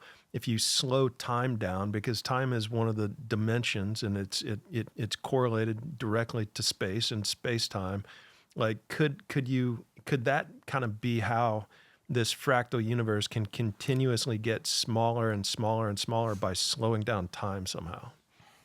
Is that craziness? Down to the Planck unit, which is indivisible, we're told, because there's no smaller unit of time than the Planck unit. We're told, right. But if you can slow down time, then does time get, with enough, whatever, I guess that's my question. Can things continuously get smaller? I mean, if what you're saying is true, then things infinitely get bigger and things infinitely get smaller, right? I mean, it shouldn't stop with the Planck unit. There should be some way to get past that. Yeah. And is time the way that you get past that? Perhaps, but we can't measure past the Planck unit. I mean, in our physical reality, that's the smallest unit of time. Yeah. But I mean, to go to your question, fractals, there's one way to look at them mathematically where it just scales up and scales down infinitely. But realistically, in the systems we live in, there's a certain scale from cells to organs to our entire body. So if we look at the fractals... It feels like simulation then. What's that? It feels like simulation theory. If we can only get down to a certain, like, pixel, it feels like if it's not infinitely smaller and infinitely larger, which I get, it's very hard for us from a perception standpoint to be able to imagine something, and it can get infinitely smaller. Infinitely larger is a little bit more easy for us to imagine, because a universe can be a part of another universe, and it's just infinite, and it just keeps going forever. But the smaller thing, I feel like our minds have difficulty with. But probably there's only so far we can actually get real measurements from. Yeah. So if you just think realistically, like your bronchial system, I mean, your body has to get oxygen to all the tiniest little cells, and that's why it starts with lungs, which break into bronchia, which breaks into smaller tubules, and eventually the cardiovascular system, which branches off. So it can get oxygen to every little cell and that's the scale, like in a body we're dealing with here, is that range. So we can really only talk about it in terms of what we can actually perceive and measure. We don't actually know the ultimate answer to how big the whole thing really is. But the interesting thing is, when we do look at the universe, you've had guests on recently showing us pictures from some of these newer telescopes. It always seems to be getting bigger, right? It doesn't seem to be getting smaller. Right. So it really does. Stuff keeps getting older, stuff keeps getting bigger. Yeah. So fractals exist on different levels of time. But again, we're perceiving a certain range of time. But the point of it is this. You and I were brought up to see the universe fitting into ordinary Euclidean shapes with a defined metric. But let's say that metric doesn't really exist. It's a fiction created by our mind to try to attempt to organize chaos. And it actually looks on a really large scale, from the smallest level to the, from an atomic level to the largest galaxy to galactic structures. On a different level, it looks more like fractals. What it suggests, and what it suggested to me back then, is we're missing a lot of phenomena from science because they don't fit on a line. I asked the head of our department once why we only teach the normal distribution. And the response was, because it's easy to teach. So that's the problem here. In a nutshell, perhaps with the whole system, I was talking to one of the cold fusion researchers at one of the SSE conferences, Society for Scientific Exploration in San Francisco, Vittorio Violante from ENEA, the largest energy research institute in Italy. And he gave us a presentation on what was then called cold fusion. The name has changed over the time. I don't think people actually literally think it's cold fusion anymore. Low energy nuclear reaction, as Bob Greener calls it, coherent energy transformations. And he said it's a very finicky reaction.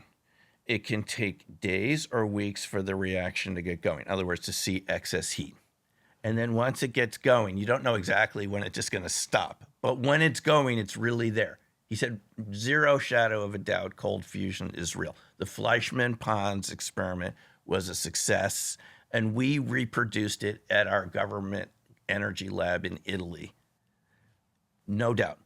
Whether it's actually a useful device today, he said that's a whole secondary question. But he said it's a resonance reaction, right? What affects the resonance of any environment? Everything affects the resonance.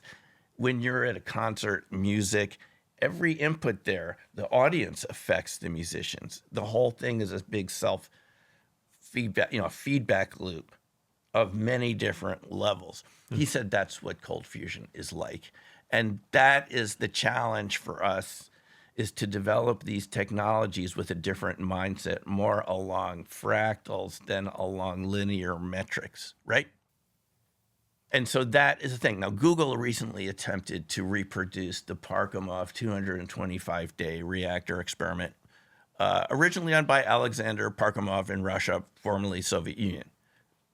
Coincidentally enough, someone that was part of the Soviet remote viewing program wrote the book that Bob Greener translated, Space, Earth, Human. He talks about this whole thing, even working in the remote viewing program. Really fascinating to see RV from the other side. Google could not reproduce his cold fusion reactor. I think Parkhomov had the reactor going for 225 days. Bob Greener can tell you exactly why Google didn't reproduce it. They didn't reproduce the experiment exactly, but it reinforced what Vittorio Violante told me when I talked with him about it. It's such a finicky reaction that if you don't get the materials exactly doped the wrong way, you can't use ordinary materials. They have to be impure. Think about that. You don't use totally pure metals and chemical elements. They have to be doped just the right way so they're impurities. You need to have cracks and imperfections in the surface of the palladium. It can't be perfectly smooth palladium from some company that doesn't give us some palladium, material here. It has to be cracked just in the right way. So the reason I'm saying this is the reaction has to be done. It's more in the direction of a musical concert than it is in the technologies we're used to. So Matt, if we want to transition to technologies that provide energy, perhaps even inexhaustible energy, directly from nature, from the quantum vacuum, they have to be organized around principles of resonance, where the whole system is so exquisitely sensitive that any little component of it could affect it. It doesn't mean it's not sustainable. And that Vittorio Violante is just one researcher of hundreds at this point, and you've talked to some of them, attempting to get this technology working. Violante was adamant it's real, it works, and the Fleischmann-Pons reaction was real. We never heard that from the media. We didn't hear that from President Bush's, the first Bush's, scientific committee. What did MIT say about it? They just completely lambasted it, ridiculed it, had ad hominem attacks on Fleischmann and Pons. But here you have researchers decades later saying, oh, no, it really worked. And they weren't the only ones, right? Hundreds of labs have reproduced the fact. That doesn't mean it's a technology we can adapt right today because it works on different principles. I would argue more along the lines of these fractal geometry principles, self-similarity, edge effects, things like that. Okay. So part of what we're dealing with here, man, I mean, in my experience as a sociologist is we have a certain mindset we've adapted from the school systems we've been in for decades now, the American educational system, and the funding mechanisms that fund all the science in this country. And unless we can change the incentive structure and give people an incentive to go out on the limb a little bit and try new things and not be afraid of failure, we're not going to progress to this next level, because these are new processes that challenge our mindset, right? Yep. They challenge the way we think about reality. And we've been so conditioned towards these linear, direct cause and effect processes that we're dealing with resonant, fractal processes. We're not used to that mindset. So it seems a little intimidating. And department chairs are going to say it's hard to teach, right? Even explaining fractals to you, we have to go back and forth a little bit to understand about it. Yeah, for sure. And yet I showed you examples where it's already used in technology right now, cell phone antennas, satellite communication, other processes. Now, if you could put up the crop circles for yeah, good. Let's do it. The first crop circles I ever saw were fractals. Fractal, self-similar shapes, just like this Julia said from 1996. Now, quickly, how did I get into this? Courtney gave us this target, Matt. I think it was in the second class. We had, these are so-called esoteric targets because you don't really know exactly what's going on there. So this was my first experience with the crop circle, was a remote viewing target in Atlanta, Georgia. And when I got done with the session, I wanted to get my feedback. So I found someone that was giving crop circle tours, a guy named Ron Russell in the Denver area. And I thought, I'm going to go over there in 97 and see what these are. In my RV session, and again, you want feedback, you want to know some confirmation. I did get kind of strange energies and some sort of landscape and so forth, which is pretty good for a blind target, kind of agrarian, some energy going in and out of the circle and so forth. So you could go to the next one, Ryan. The first one I ever saw was this so-called Koch snowflake fractal. This was 300 feet across by a big man-made mound called Silbury Hill. Are those real people standing in it? Those are real people standing in it. You can see the size of it. Those are people standing in this crop circle. And this literally was the object of my doctoral dissertation, is how do we use this shape? It's something that you can iterate, and you can keep going on the edges to make more sides of triangles to get smaller and smaller. Now, obviously in a field, like your question a few moments ago, there's a limitation to how small and how edgy you can get in a wheat field, no matter who makes it, right? But it was kind of a shock for me to see something that I had only seen in a textbook that was 3 inches across, and they even left out the center to save printer's ink. And here you're walking around it. This is the first crop circle I ever went to on a crop circle tour in 1997. So you can go to the next slide. Oh, here's another earlier one from 1991, Barbary Castle. This is the one that kind of ignited everyone's curiosity. So you're showing these, and obviously there's crop circles that are legitimate, and then there's crop circles that are man-made. So right. Are you showing these specifically? You believe these to be legitimate crop circles? Not necessarily. Okay. Well, here's the thing. And I'm going to show you this in this sequence here. Okay. The original phenomena that we knew about was always simple circles. They even go back to the Tully saucer nest, which I have a picture of in a second, in Australia in the 60s, where people would see discs hovering over an area and they would see swirled areas in the wheat. We originally didn't know what was making these.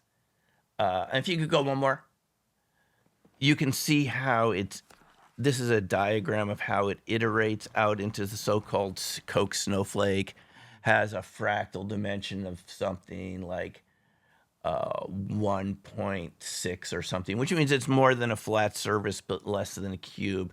But that just kind of shows you on the left how the edginess, the fracturedness of it, and how someone reproduced the appearance of that in a field.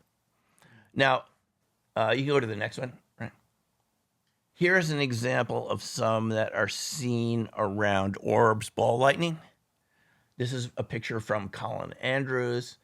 That swirl you can see in the field, which is enlarged where it says number 2 on the right, is what it looked like. And this was the orb that was seen over it. So to answer your question, Matt, yeah, some of them seem to have been made by orbs, plasmas, going back to the Tully saucer nests, UFOs, flying discs.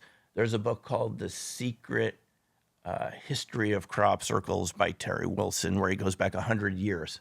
So ball lightning could be responsible for some of the crop circles? I'd never heard that before. Yeah. That's pretty interesting. Yeah. The effects of the ball lightning, the orbs, people have seen this around fields where the orb leaves. And look at the swirl of this particular one. You see that sort of vortex type shape. Yeah.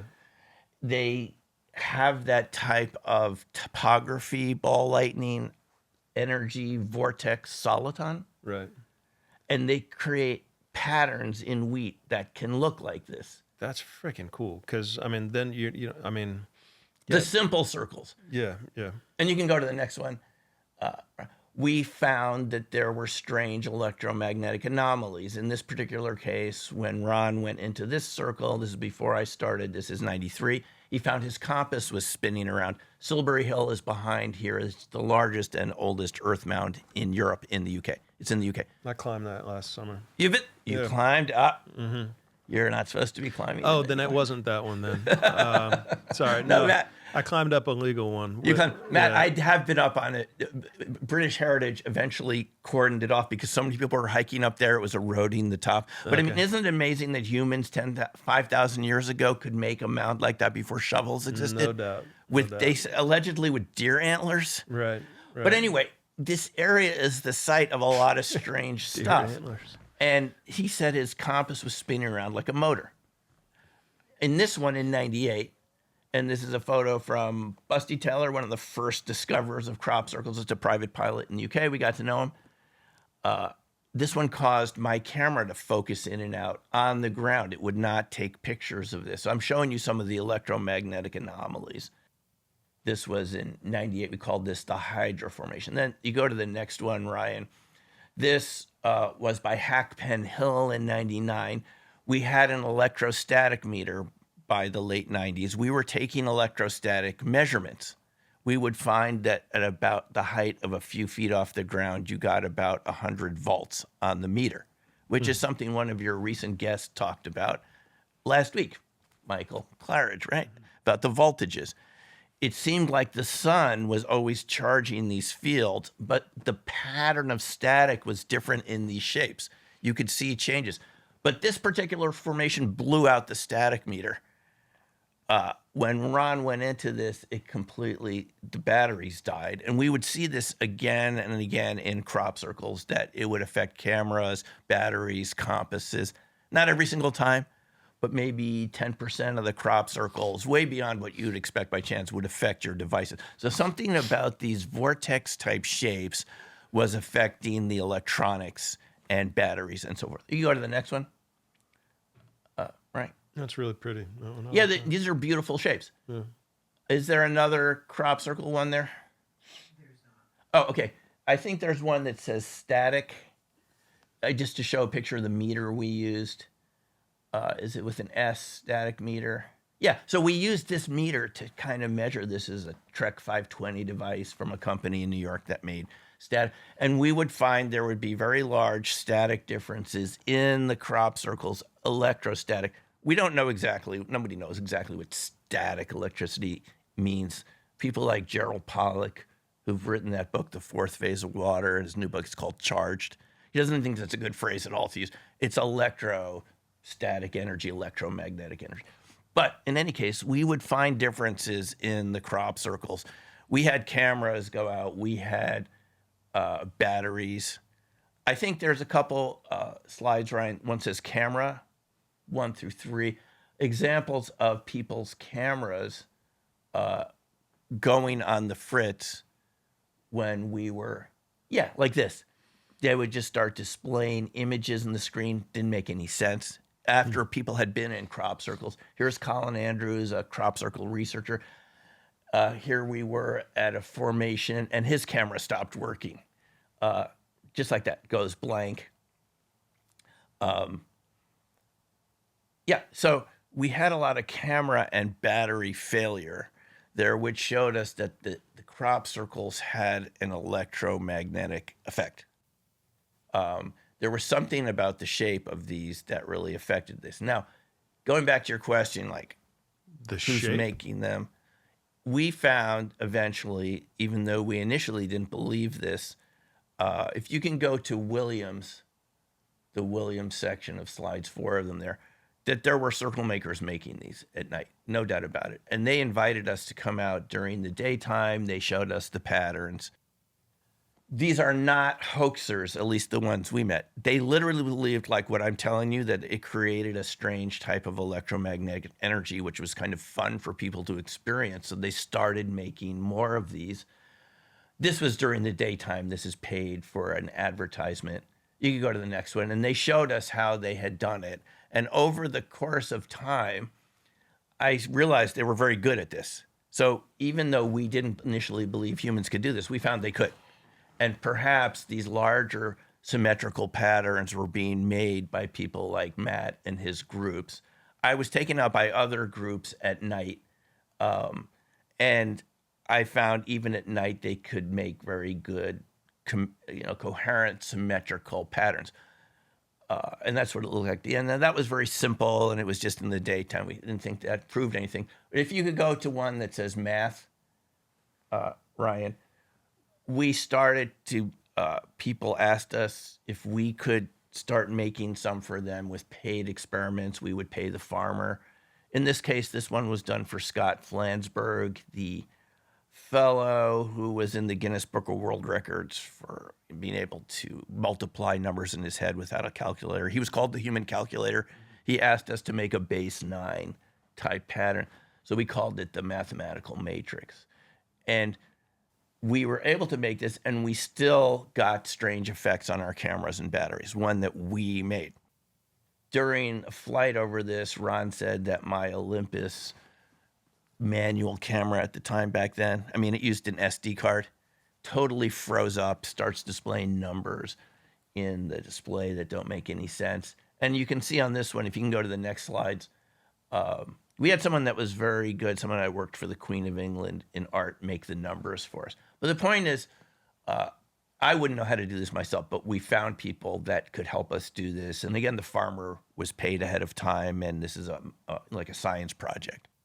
This one still affected cameras and batteries. Why? Again? That's really the question. Yeah. If you could go to the ones, Ryan, that say Kansas.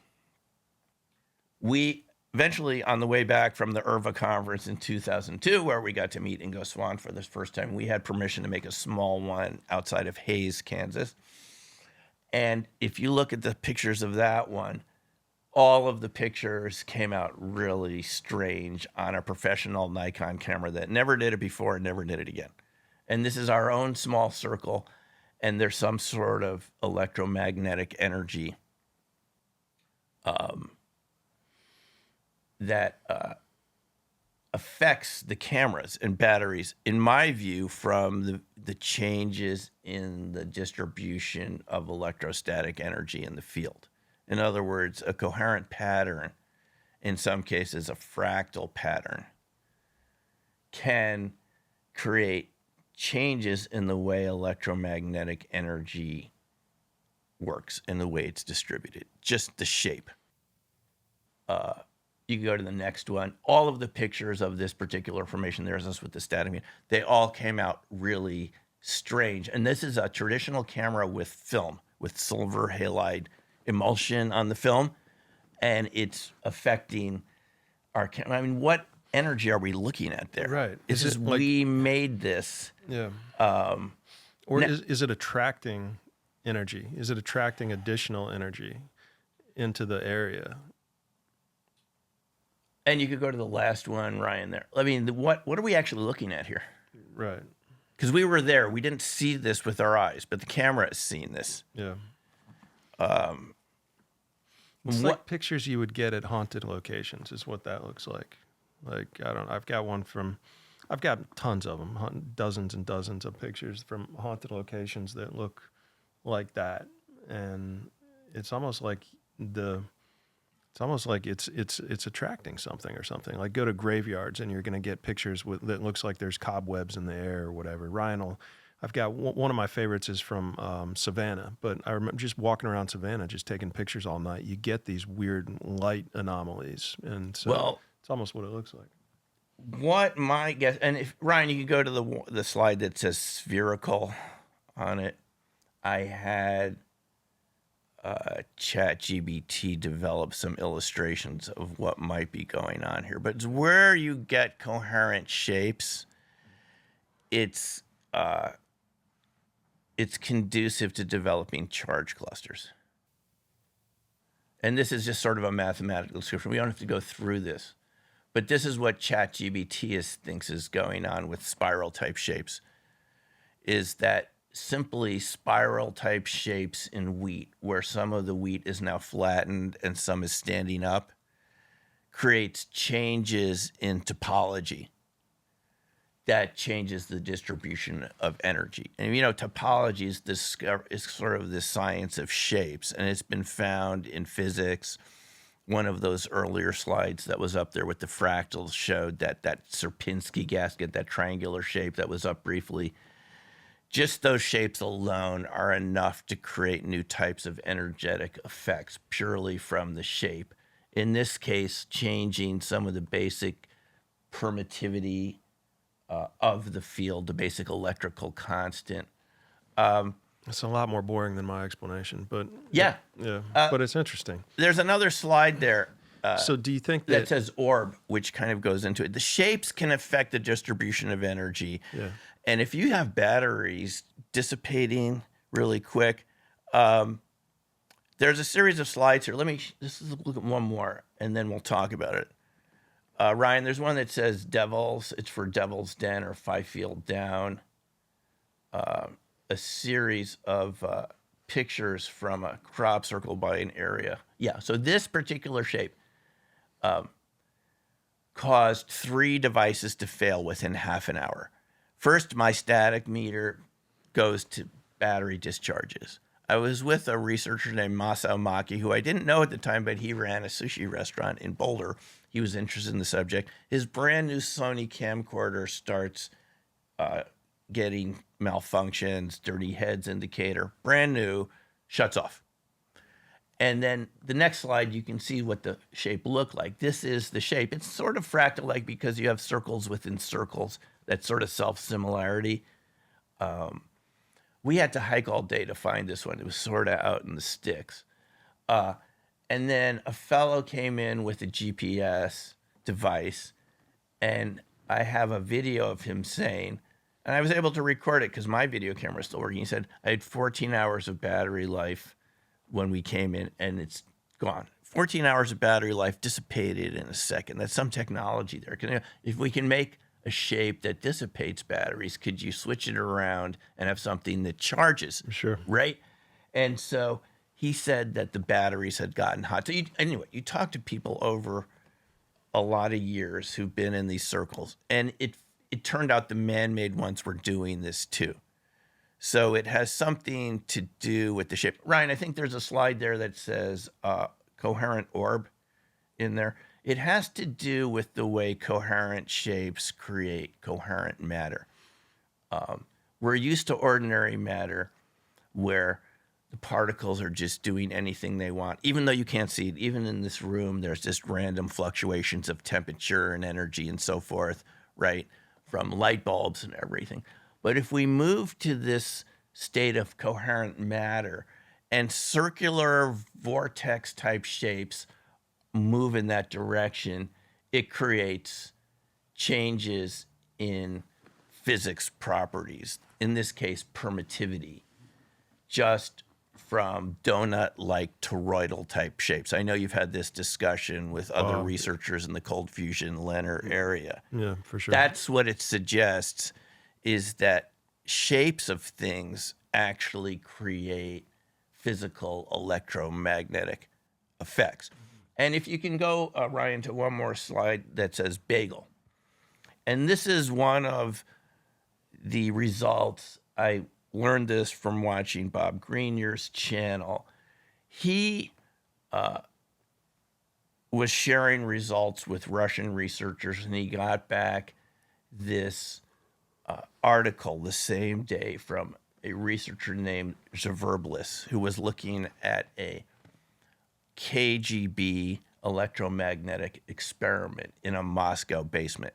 He didn't believe what he was looking at, but what they had was this hypertoroidal type shape where you have several windings on top of windings, and that bagel-like shape is made of smaller like shapes and even smaller shapes, windings, smaller bagels, basically a fractal bagel. And I had my artist draw on the left a reproduction of their drawings where it's basically classic Maxwellian electromagnetics, but it's closed pointing vectors. In other words, you have donuts around donuts around donuts going down smaller and smaller, like you can see. What they called this in this experiment, which Zverblis saw, I believe, back in the 80s, they called it electromagnetic phantoms. Because when they shut the experiment off, they turned this device off, it created ball lightning that was there for 2 days after the device was shut off. And you could go to the next slide. And guess what the shape they determined when Zverblis hired a mathematician, worked with a mathematician to determine the shape? Maybe you could enlarge that a little bit, Ryan. It's the Koch snowflake fractal. Wow. And what they said this fractal shape was doing was compressing electromagnetic energy down all the way to the quantum vacuum field, to the 0 point. So this is the take-home message. We're used to open electromagnetic systems that radiate electromagnetic energy like a radio or like any signal, like light propagating to us. It's called Maxwell. It's always, the magnetism and electricity are 90 degrees.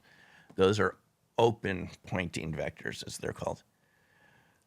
What the Soviets discovered were closed pointing vectors that point inward and compress the energy and lead to the creation of this coherent energy structure based on a fractal shape. And when I really saw this, I nearly fell out of my chair. Because again, this is the shape I studied in my dissertation, the Koch snowflake. I go over to England, it's the first crop circle I see, probably man-made. We got to know some of those groups. I'm sure people can disagree with me, it's fine. I think those larger shapes are, for the most part, man-made. Not all of them, but some of them. And that was the basis of a crop circle. And then it turns out in this Soviet KGB electromagnetic experiment that Koch snowflake wasn't just a pretty looking object, and Koch, who invented it, was just looking at math. It turns out to be the basis of a system that can generate lab-created ball lightning that persists after you've turned off the signal. Now, I'm going to say they didn't see this glowing object in the lab. They could detect it with a magnetometer still there on the tabletop surface for 2 days after the device was shut off. and they determined it's based on the Koch snowflake. And here's what they said, Ryan. Matt. The Koch snowflake is the only known shape in our universe that can completely fill space and time. Because it's fractal and the edge gets edgier and edgier, because it can completely fill space and time, it can compress electromagnetic energy, and you get this sort of self-sustained ball lightning fusion that is tapping into the quantum energy vacuum and sustaining itself without any external input that we can see. Something very close to free energy. And that's why fractal geometry matters, because of that compression effect. Now, Ryan, there's another slide you could put up. Let's take a break. Freiberger. Sure. Let's take a quick break and then come back, because I want to take it all in. And you can see where it's going. There's kind of interesting stuff, right? For sure. No, fascinating and really good start. But we're almost 2 hours. Oh, no problem. Yeah. Let's come back and finish all right. up. Yep, nice job. And we should get back into that and close that out. Yeah, just close the crop, just to show a couple examples where it's UFO made too. Yeah. Good. Let's do it. Good. What you got? Yeah, so just to be clear about it, Matt, I spoke to a witness that did see a UFO actually flatten a meadow. This is Louise Vovis. She's passed on now, but someone I got to speak to in northern Idaho, a friend introduced me to her. In the 1970s, she went picking huckleberries with her brother, who was a professional huckleberry product producer, jams and things like that, pastries from huckleberries. They went up to Usk, Washington. They were in a field there. A mother and the son also showed up. People cluster where the good huckleberries are ripe, up in the Northwest there. She said a disc came over the field, the meadow, just where they were picking. And it did that classic, she didn't know what this is called, but the wobbling leaf pattern. It's going back and forth. The mother and the son panic, went over, as she found out later, called the sheriff's department. The disc goes right down over the field, and she said it made like a shh sound as it came by from just air displacement, not the repulsion system. She said it flattened the meadow as it left. Wow. And I talked to her extensively. So there's no doubt in my mind that there's also the Tully saucer nest we have a photo of from Australia. She saw something like that, but it was straight in a line about 20 feet across, the width of the craft as it left. I asked her how flat. She said flat as a pancake. What does that sound like? The ground. The plants. The what? The plants. Yeah, right. The ground. Right. To the ground. Yeah. So that is like what we've heard people say they've seen. But in this case, I got to talk to the witness who saw it happen. It wasn't a crop circle. It was just a completely flattened area following the craft as it left. So like a straight line. Exactly. Okay. And I said, well, what happened then? She said the military showed up from Spokane, from Fairchild Air Force Base, asked them a million questions. Did they call them, or did... The sheriff called the military because the mom and the son had gone to find a payphone. I went to visit Usk. I saw where the payphone is. They just had to go back into the little town to find the payphone. Still there, the little town. They called Fairchild. It's about 90 minutes away. And the military came up, according to Louise, asked them a million questions. Were you drinking anything? Did you see anyone? Where'd the craft go? There's a lake nearby. I think they might have been concerned it was still in the area. But I mean, for anyone wondering, like, again, going back to the UFO mystery here, I mean, they're obviously really concerned. They cordoned the area off. They told everyone to leave. She said they got out Geiger counters, equipment, testing it. They went back the next day because their huckleberry they make huckleberry products. So it obviously wasn't the first time that this has happened. If the military shows up immediately with Geiger counters. Exactly. Yeah. They're aware they're dealing. It's not their stuff. She had the feeling they were concerned. So it's not theirs. They go back the next day. There are Jeeps out a mile out from the site. They've dug tank traps into the road. Tank traps. scalloped, steep ditches in the frickin' Forest Service road, so you couldn't pass through. That's how serious this is. No vehicles could get through because of what she called the tank traps, which I said, what? She goes, ditches dug into the road so you couldn't pass. There were guys, Jeeps there. They wouldn't let anything. And her brother's all ticked off now because this is their product for the season. You know, people who pick huckleberries, there's a season. If you don't get them, the bear are going to get them eventually. So a friend of theirs goes back a week later, same spot. It's still cordoned off. So, I mean, for anyone who doesn't think there's UFO secrecy, this is a perfect example. And it all stemmed from me just wanting to talk to her about the flattened meadow and so forth. You see kind of how there's a connection here. Yeah.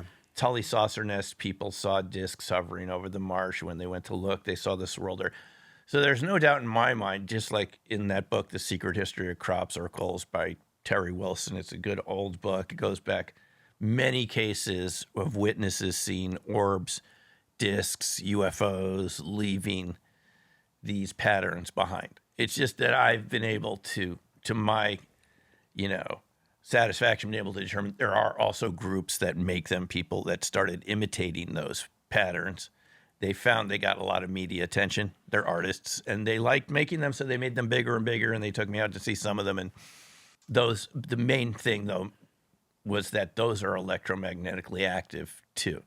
Do you think that there was something, I mean, to close the place off for a week, just because a saucer flew through that area and created a line in the ground just seems excessive? I mean, do you think that it left anything there, or that there was material there, or like that it, why do you think? Do you think that it did something to the ground potentially that they were studying? Like, what do you think was the reason for that long of a period of time? I don't really know. Yeah. It really makes you wonder, doesn't it? Yeah.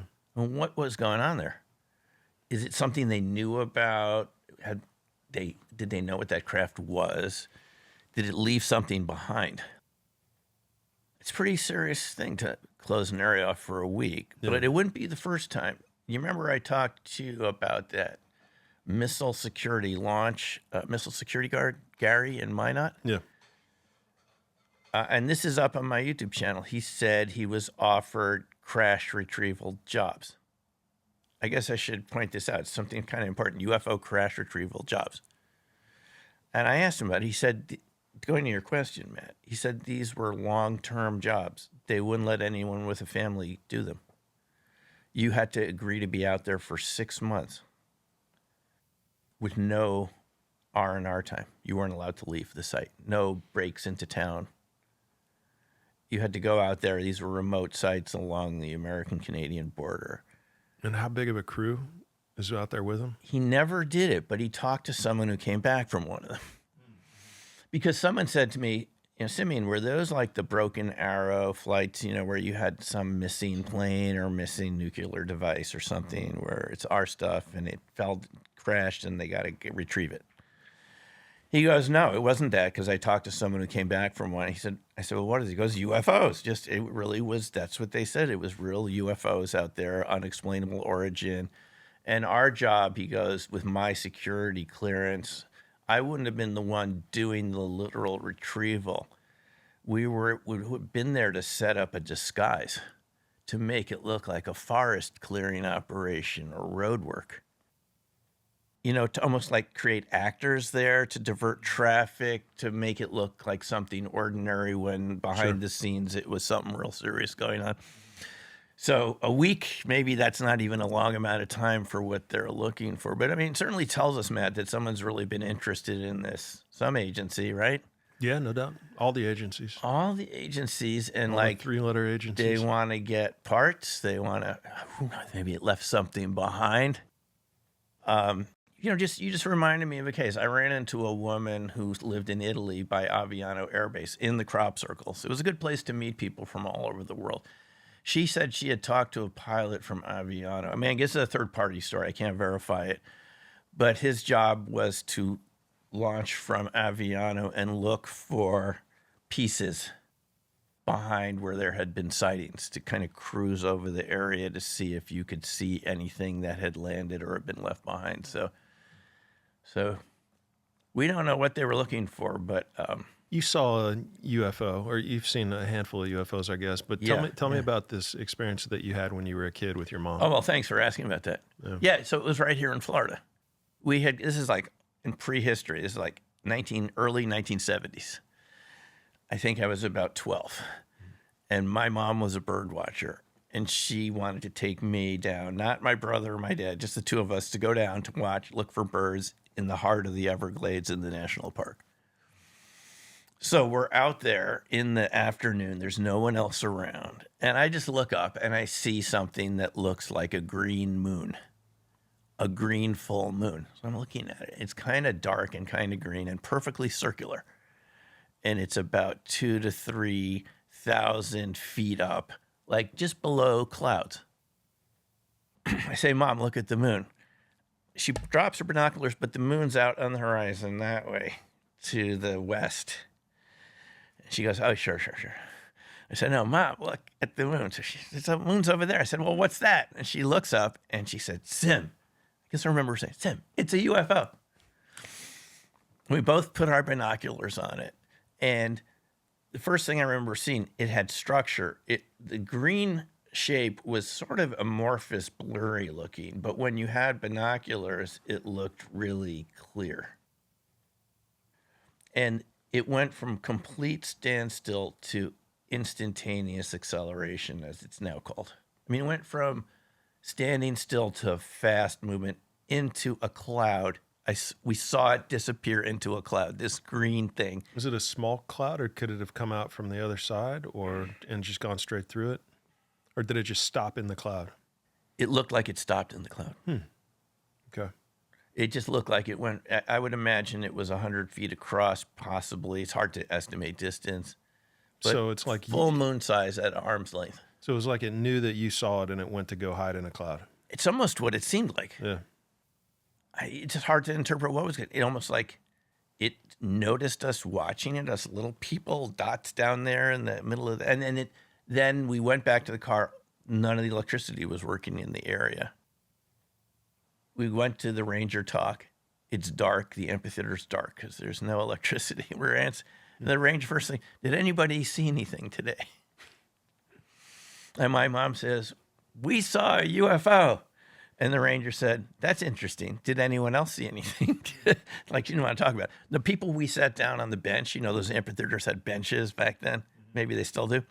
They had also seen it. We were talking to them. We said, we just saw this. They said, yeah, we saw it too. It's dark, even after the talk, my mom goes up, says, this was daytime? Yeah, it was in the daytime, but by now it was night. And so anyway, that was my first, sighting of something. I could have got my interest going, but my mom always said, Sim, that's where they zapped you. That's why you're interested in all this stuff That's probably what got you interested, though. They zapped you.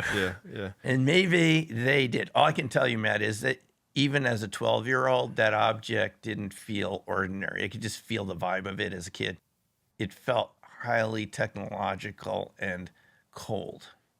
I can't describe it any other way, like clinical. It's hard to describe it. Green, like a mossy green kind of a thing? Mm-hmm. And do you remember any of the details? Yeah. When we looked at it with binoculars, thanks for asking that, there were dots underneath, spaced out like every 20 feet. I don't know what these dots were, but you could almost imagine they formed a Z. Kind of formed a Z. So that was the weird thing about it. It was amorphous, but when you looked at it, it had pattern at the same time. Dots of light, dots like windows, dots, hard to know. They didn't look like windows.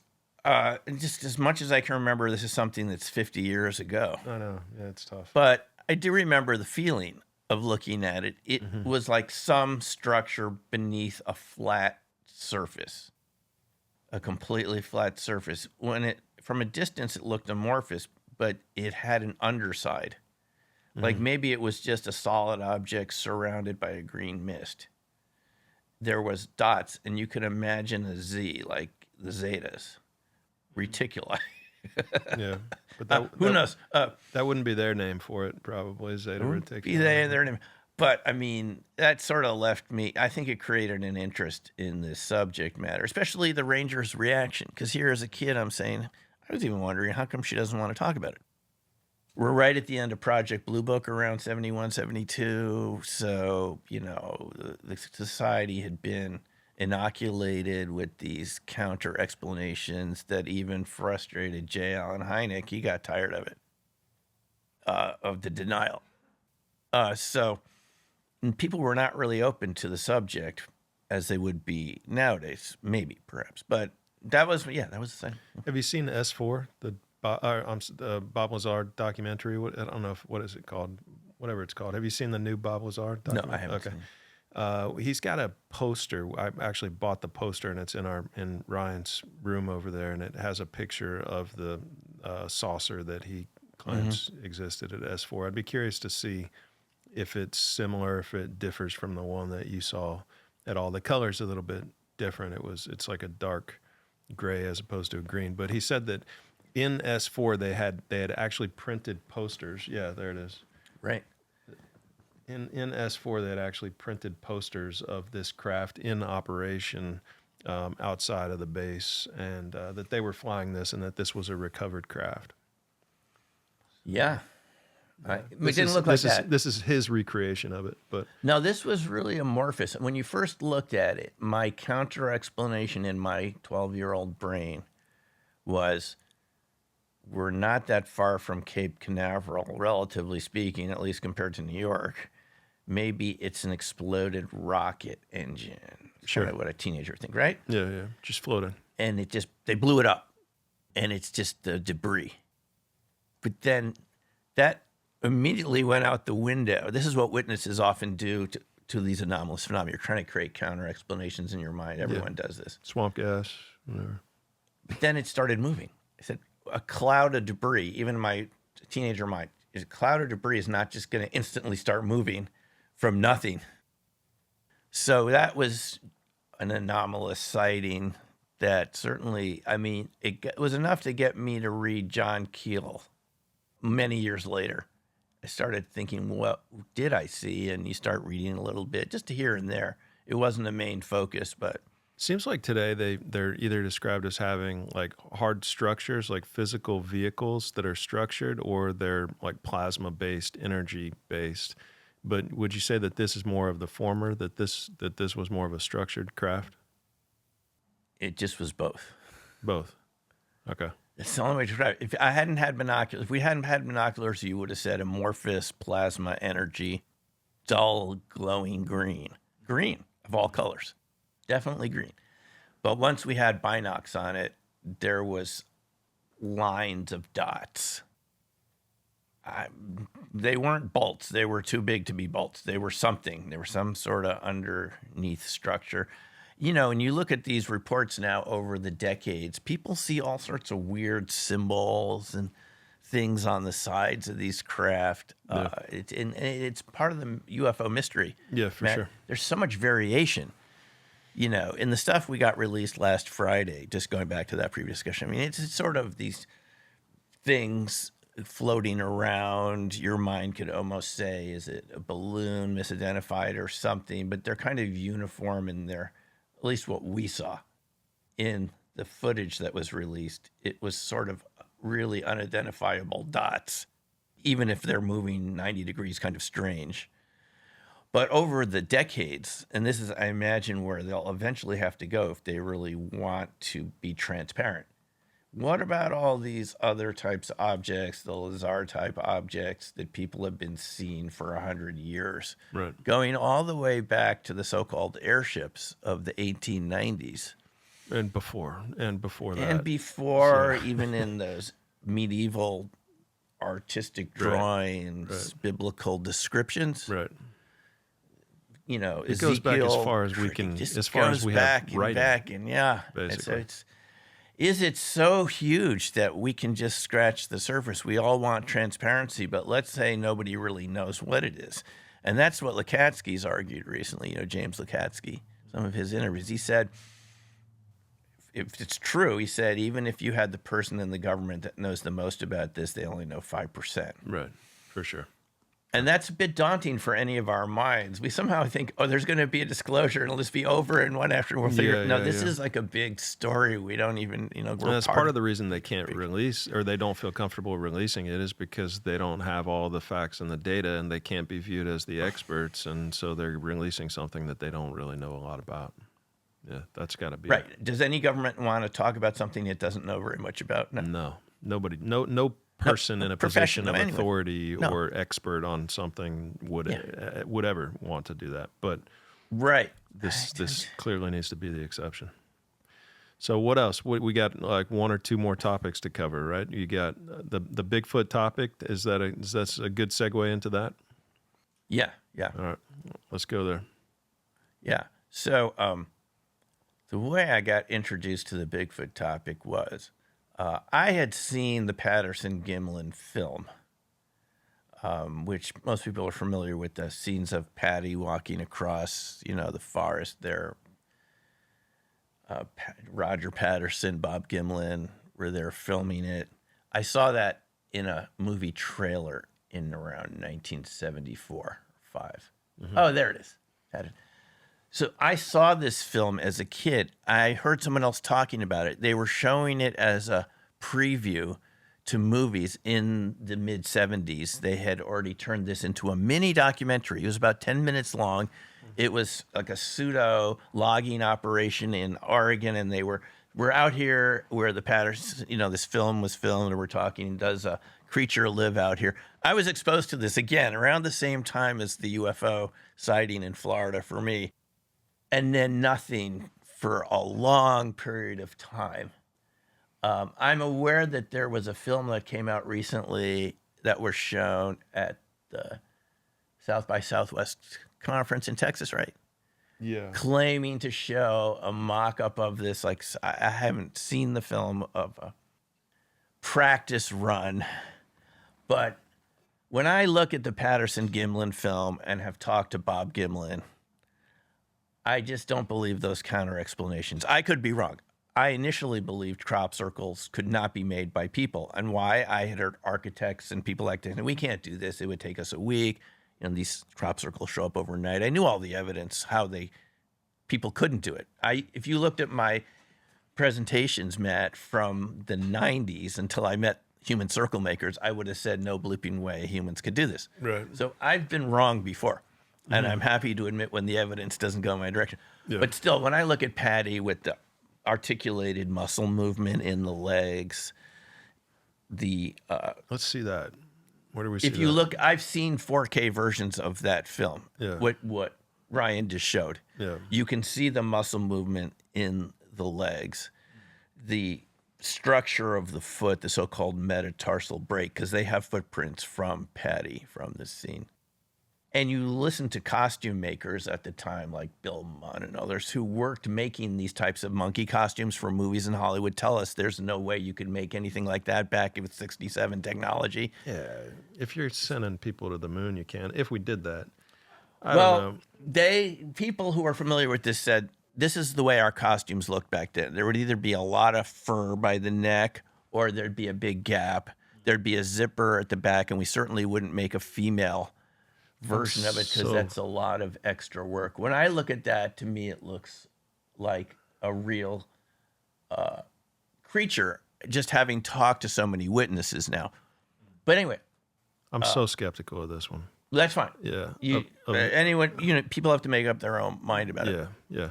I'm not skeptical that people see something. I know that people are seeing something, and that they're seeing some large hairy creature like that. I mean, there's enough people that are come out and said that they've seen that okay, people are seeing something. This video is just tough for me. Well, that's fine. Remember, we're talking 1967 with a regular old film with I think it's the K-line camera, and they've done some analysis of the way the button worked on there were two modes on that camera, and someone who was filming something would have had it on continuous. It wouldn't have been this stop-start stuff. But whatever you believe about it, talking to Bob Gimlin, he said, if you think we would have ever done that just for publicity, our lives were hell in Yakima after this. People would come around the house day and night, throw things at the house. My wife worked at the bank. How old was he when this was recorded? Oh, well, this would have been decades ago, so he would have been a younger man. But he like said 20 or something. Is he still alive? Yeah, he's in his 90s now. Wow. So this would have been when he was in his 30s. Or he said, "I wish I had never happened because it just was so difficult to live in Yakima. You know, where they would harass my wife at the bank. Sure. It just went on and on and on." He goes, "Nobody." It was just like Travis Walton. You know, for the Travis Walton incident. I heard him talk about this at a conference. He said, "We lived in this small town of Snowflake. People there were fundamentalists. They thought, you know, that I was like, this was like some work of the devil." He goes, "If you think I would have ever invented that and lived in it," we had to move, he goes, eventually from there because it was just so.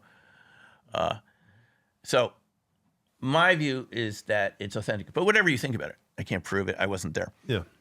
The way I got introduced to this topic was my remote viewing students in Boulder, Colorado, over the Colorado natives over a period of many years. You get to know people, and we'd have practices, you know, once a month. People would show up, and you'd get to know people over many years after they'd taken the classes, stay in touch with them.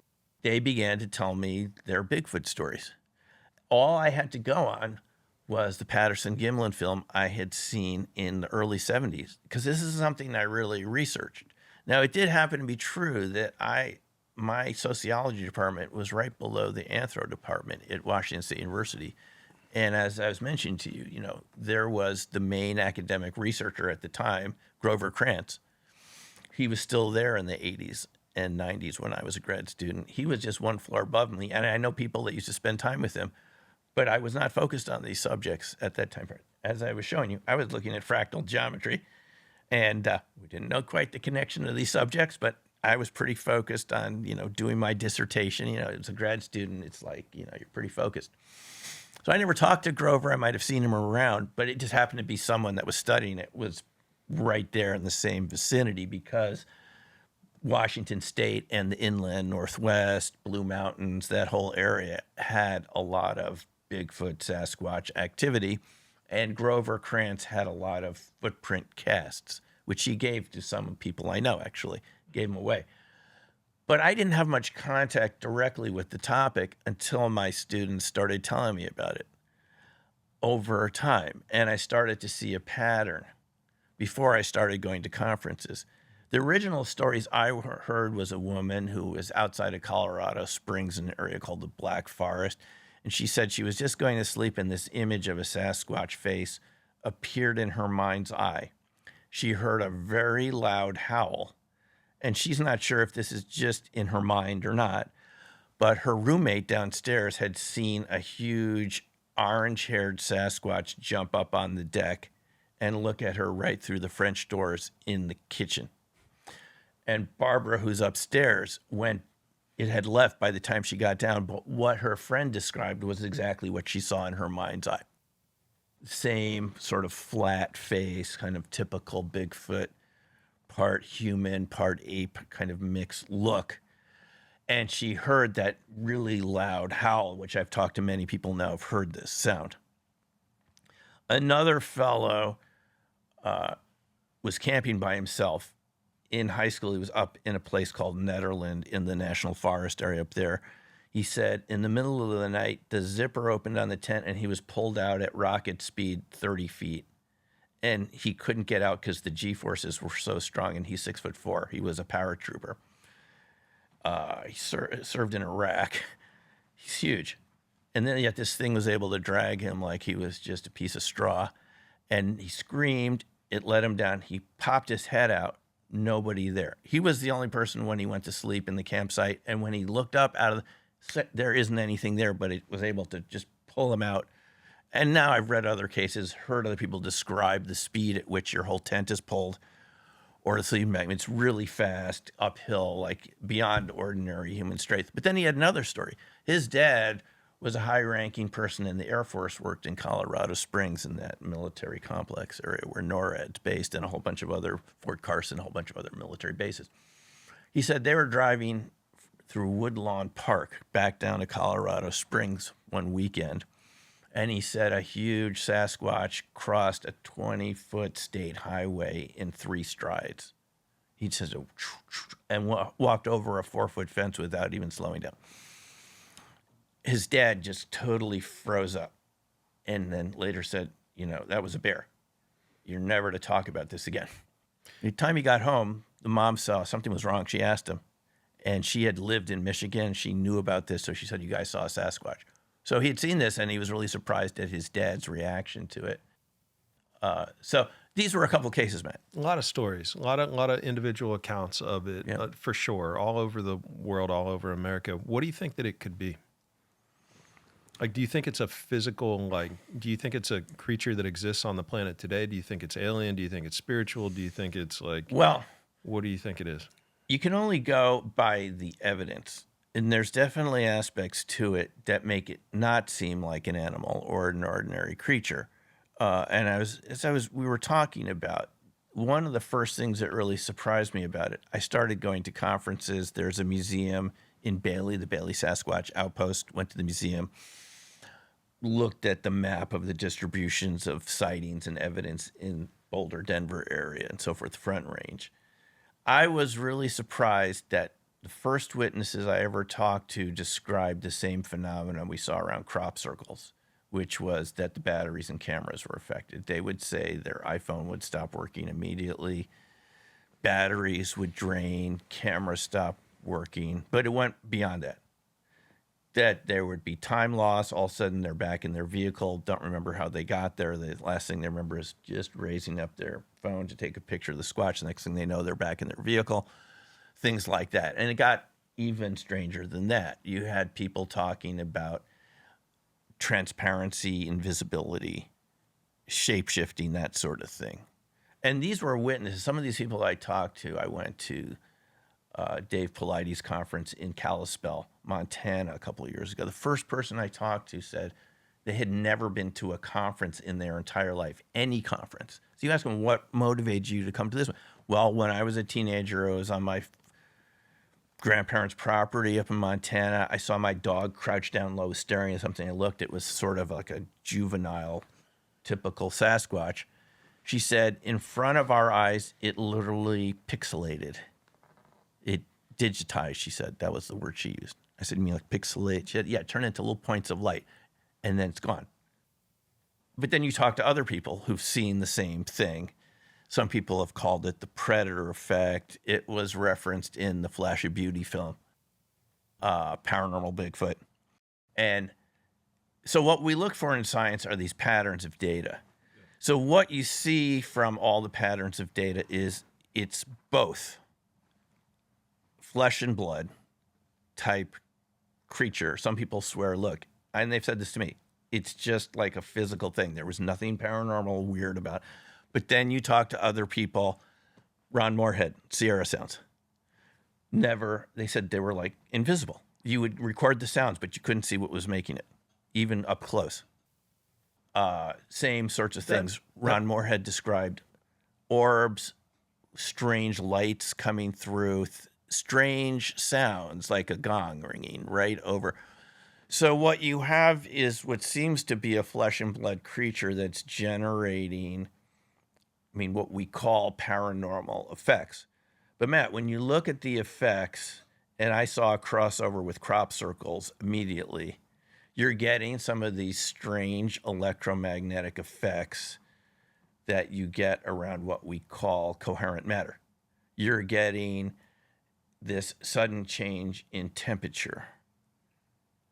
You're getting sudden cold, which is why people sometimes report Sasquatch fog being there before they see the Sasquatch. You read these accounts, and people said it was July, all of a sudden, just before they had the encounter, it got really cold. You have these changes in space-time, similar, what we call around UFOs, it's called space-time metric engineering, as if the technology itself is changing the structure of space-time.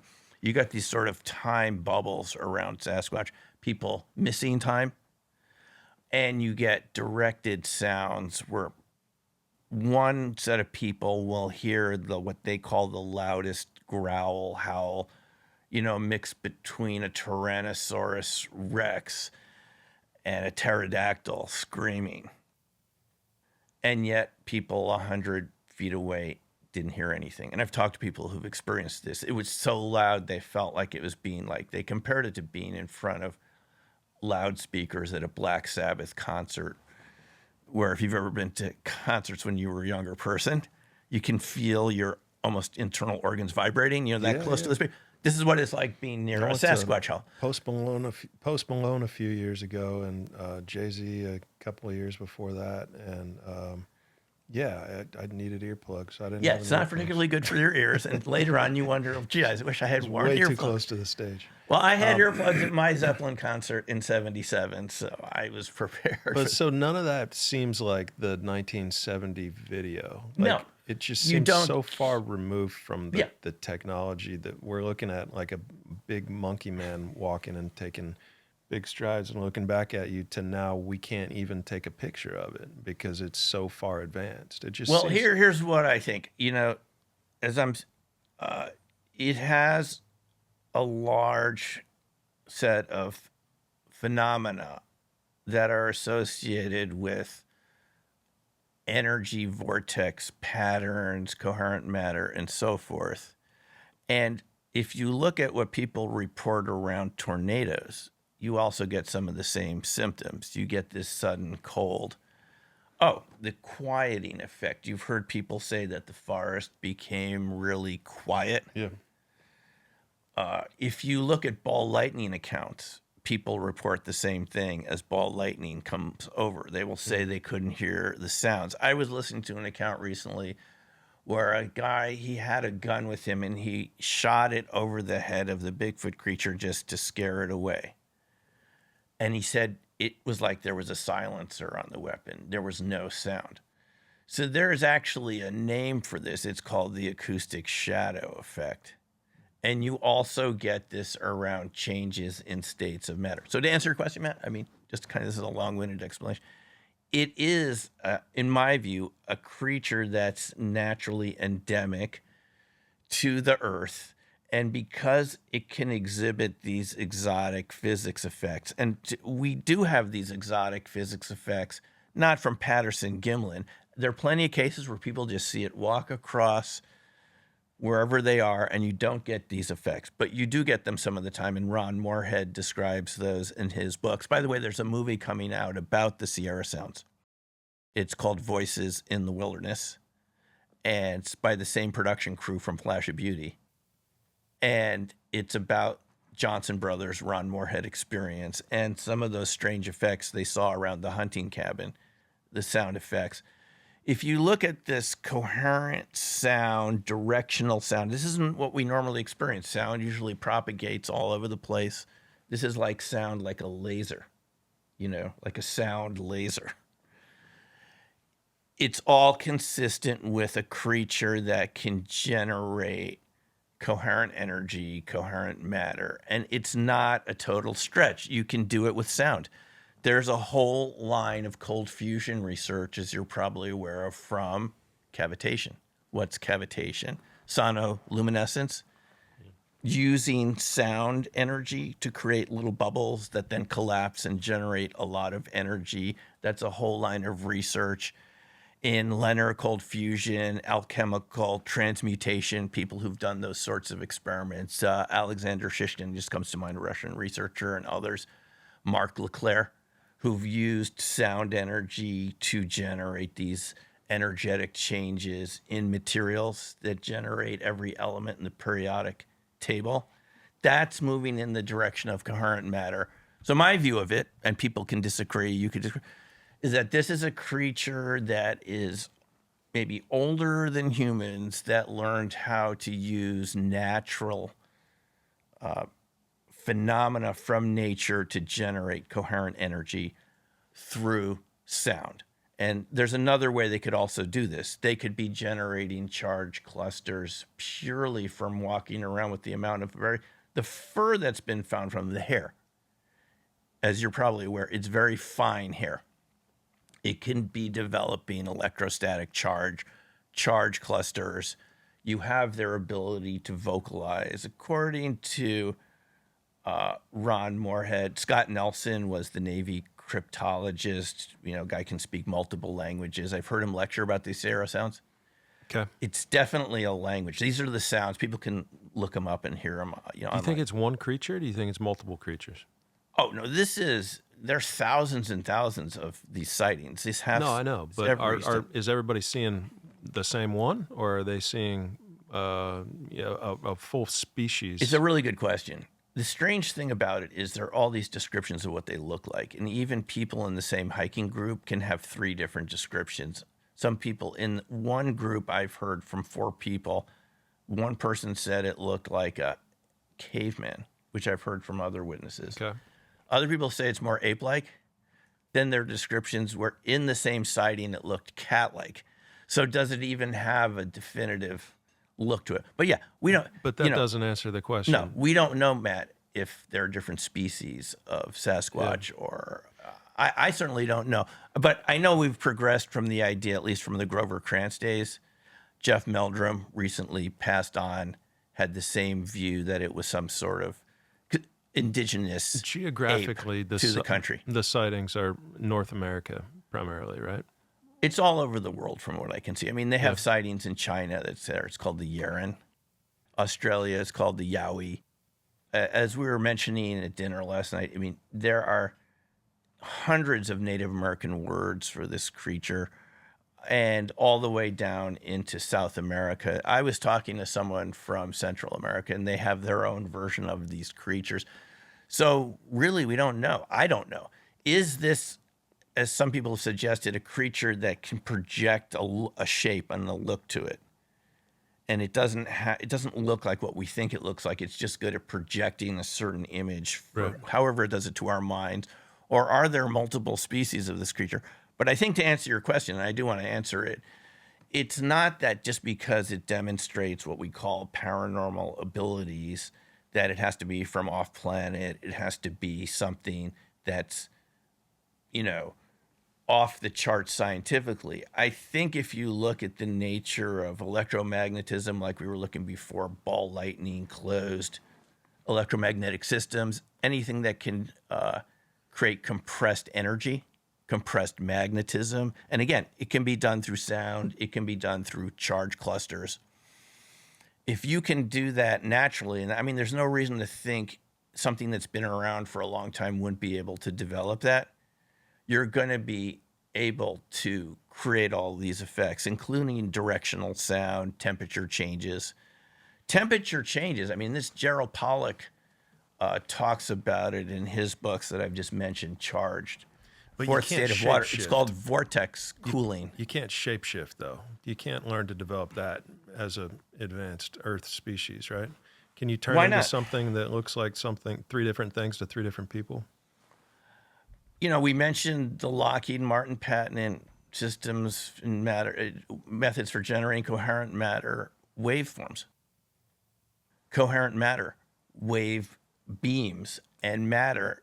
That what they say in the patent is you can create these sort of morphological effects where you can change things from one thing into another. I mean, it's sort of built into the patent. But you think like a random monkey walking around in the jungle can do this? Or you think it takes a civilization of people that are scientists to be able to do that? That is our bias as humans, to think that we're the top of the food chain. No, it's a legitimate question.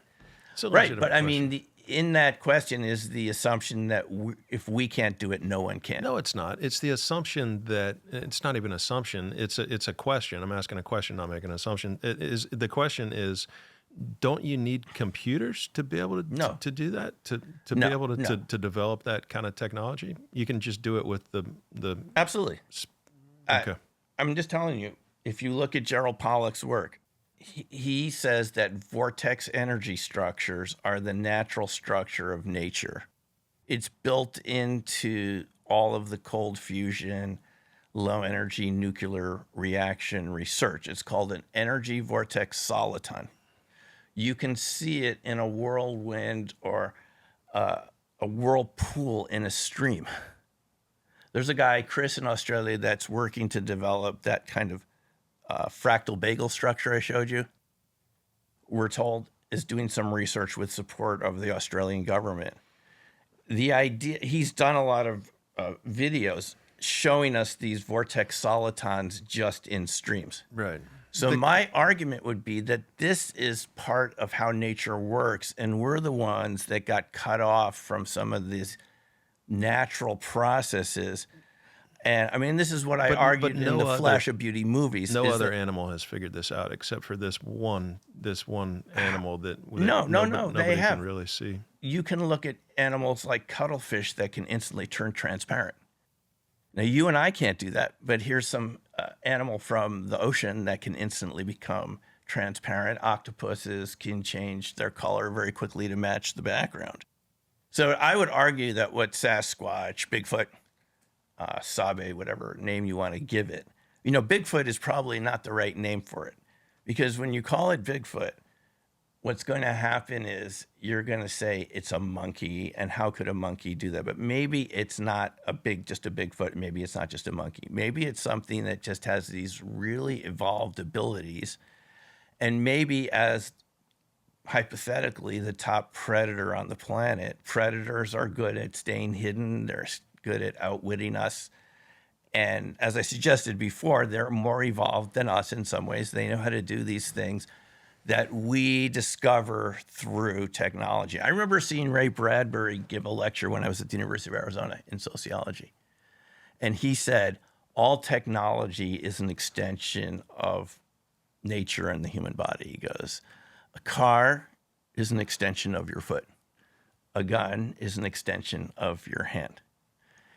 So everything that we think of as technological or computerized is simply an extension of something, I would argue. Now, you can disagree with this, but I would say it already exists somewhere in nature, and we're rediscovering how to actually control it.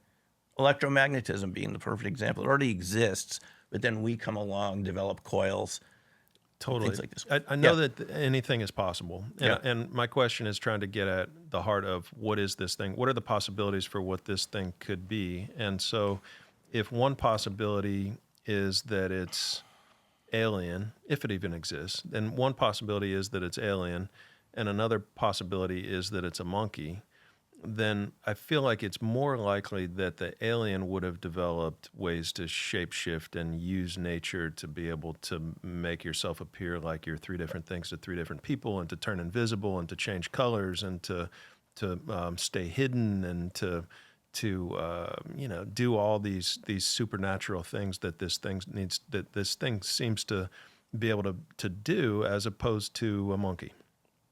I just feel like it seems more like alien tech than monkey tech. But that's because of our mindset from 1950s science fiction movies, where we're projecting all these types of abilities onto what we think are aliens and extraterrestrials. I mean, and this is going on right now in our culture, even when we're having this discussion about UFOs and so forth. We imagine wouldn't you imagine they're life forms from another planet? Well, not if you talk to Jacques Vallée. I've had this discussion with him at one of the urban meetings, and he said, I guarantee you these are not extraterrestrials from another planet. I'm just kind of paraphrasing him. That's not breakaway civilization and future humans, all that stuff seems to make a lot of sense. But Matt, it's beyond that. Yeah.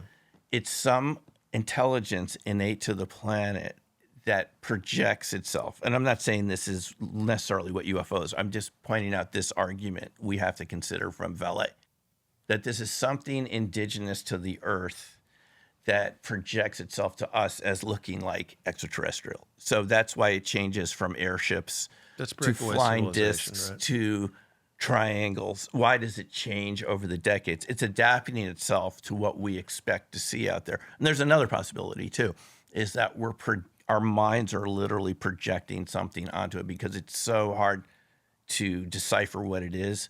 You're assigning to it the easiest thing you can understand, which is an ape or a monkey. It may have ape-like or monkey-like characteristics, the sounds and so forth, but it also may be a human. I was mentioning to you before, I have talked to American Indians who've said their grandparents traded with Sasquatch. I asked them, what did they trade? Grandfather was a salmon fisherman. The Sasquatch would bring medicinal plants. they would have a certain time of year where the Sasquatch would come down and there would be an exchange. That doesn't sound like an animal, doesn't it? It's not a monkey. I've never met a monkey that can trade. So at least not like that. They can do a primitive sort of trade. But when you listen to the types of experiences people have with the Sasquatch, they develop what's called gifting relationships, where people will leave things. And I've talked to people who tell me they've had this experience. They leave things out in the back, like peanut butter and apples and sweet things that they believe the Sasquatch like. And in return, what they get are mummified mice wrapped in field grass, crystals, little flowers, and things that you're going to find in nature. So to me, I mean, that really suggests some type of intelligence. So the real debate is the original Sasquatch researchers like Grover Krantz and Jeff Meldrum, John Bindernagel from BC. They all argued this was a rare North American perhaps an ancestor of Gigantopithecus blackie, which there was some skeletal structure found in China. There was one, I believe, found in China, and they extrapolated the size of it. And because of the size of Gigantopithecus, people like Krantz and others argued these could have crossed the Bering Straits, come across, and so forth. But there are too many differences between great apes and the characteristics of Sasquatch. For example, they're mostly seen, mostly walking on, they're bipedal. They like water, which apes generally don't like water. They have developed language, as you'll hear in the Voices in the Wilderness movie, or if you haven't heard the Sasquatch chatter, some people call it reverse samurai. It sounds like kind of like a reverse Asian language of some sort. And then you have these trading relationships. Occasionally people report them speaking in almost like a broken English or whatever language of the country that they're in, since they're a global phenomena. So if you're having trouble understanding it, Matt, I mean, welcome to the club. I'm not having trouble on it. I'm just kind of thinking through the possibilities of what it could be. And so, have you heard of this, or do you remember seeing the situation where the family in Las Vegas, everybody saw that weird green glowing thing come from the sky and crash, and then the family in Las Vegas had that experience in their backyard with these large mantis-like beings. Do you remember this? Yeah, I remember the story. Yeah. Yeah. Nobody's really debunked that one. I guess I'm just thinking one of the things that they talked about was that this entity became invisible and it entered into their house, and that they had a cross on their wall, and the cross came off the wall and turned upside down and got slammed against the wall or something. It was like a cross with Jesus on it. And that the entity was invisible in their home.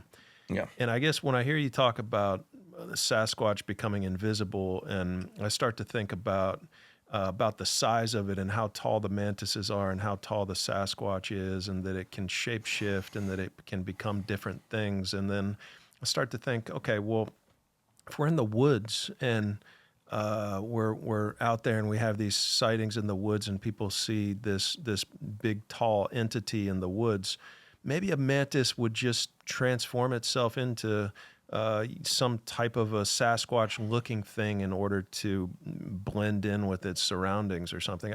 I guess I know that it's a possibility that what people are seeing could be some creature from deep in human history. It just seems like that would be a less likely thing than being some other explanation. And I know both are very possible, but have you spent much time thinking about or considering that this could be something like that?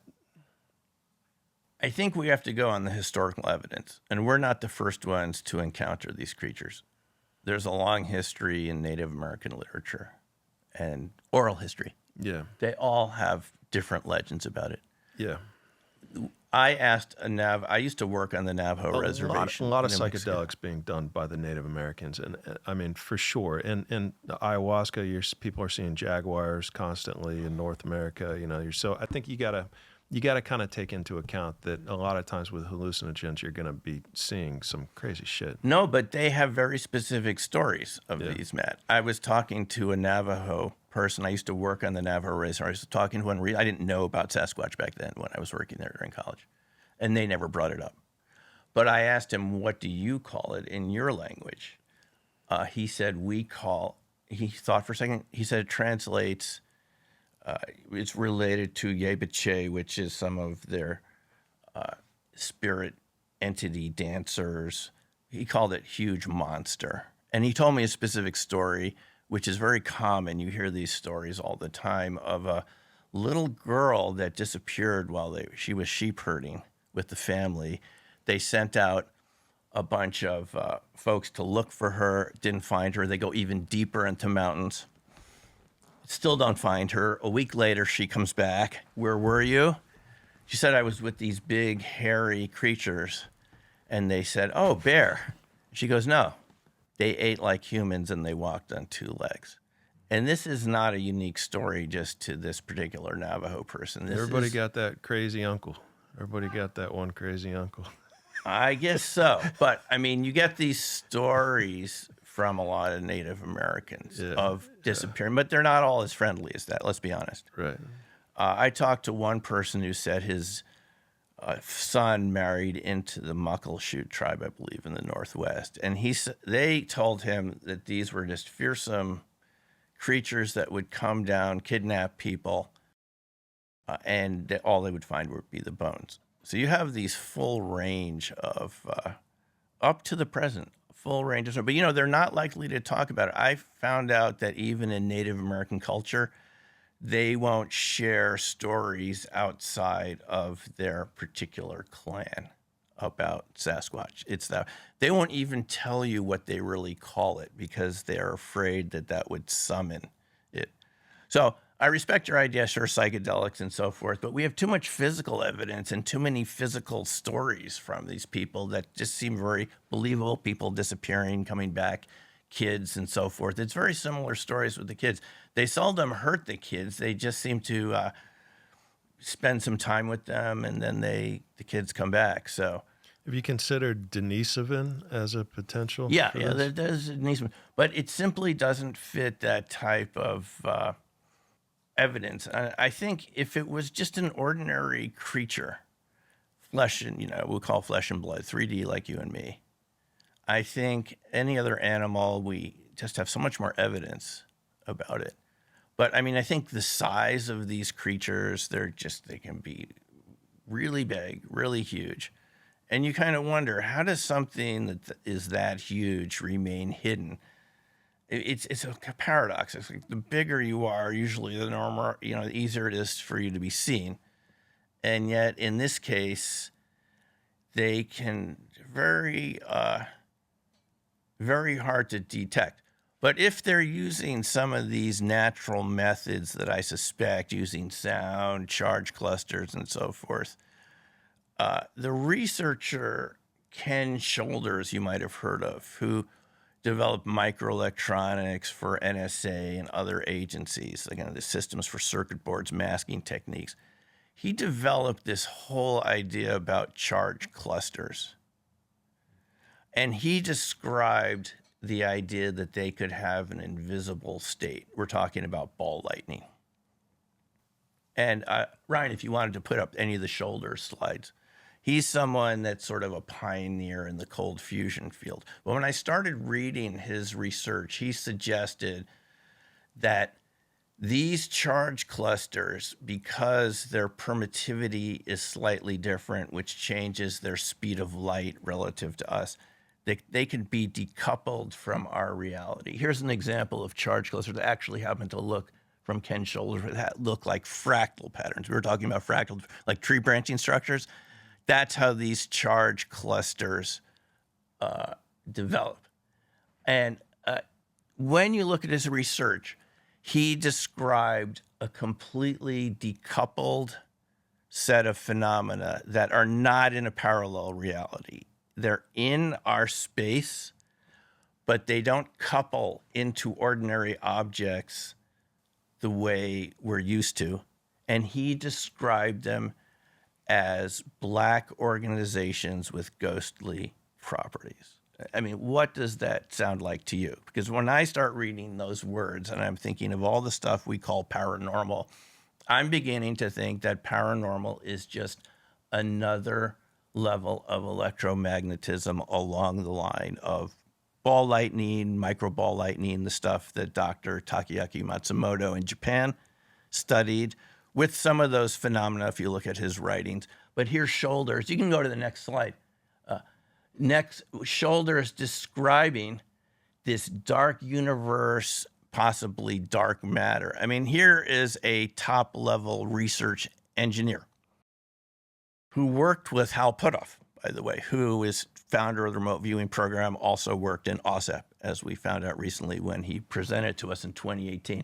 And he's saying that these really dense charged states of charged energy form a separate universe within the ordinary space that we're in. In other words, as hard as this is to understand or believe, within the space we're in here could be other phenomena, other realities.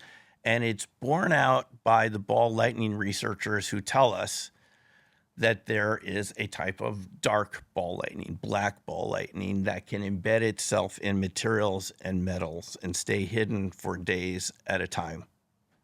For whatever reason, usually about 2 days in ordinary research. But here's Ken Shoulders saying the same thing, and he called it a black exotic vacuum object. When you look at this, a lot of the phenomena he's describing here, he actually talks about, you could go to the next slide, right? It's a little small to read here. He talks about organisms living in this state. So when I hear your type of question, Matt, about how do they do this, does it have to be alien? Does it have to be something that's really exotic? If we believe Shoulders, who's just coming out of materials research, branches off into ball lightning, micro ball lightning, cold fusion, as it's called back then when he was working. He's telling us that there are these complex organisms that are based entirely on exotic vacuum objects, charge clusters. And all of the properties he describes here are consistent with the types of symptoms we see around paranormal phenomena, including Bigfoot.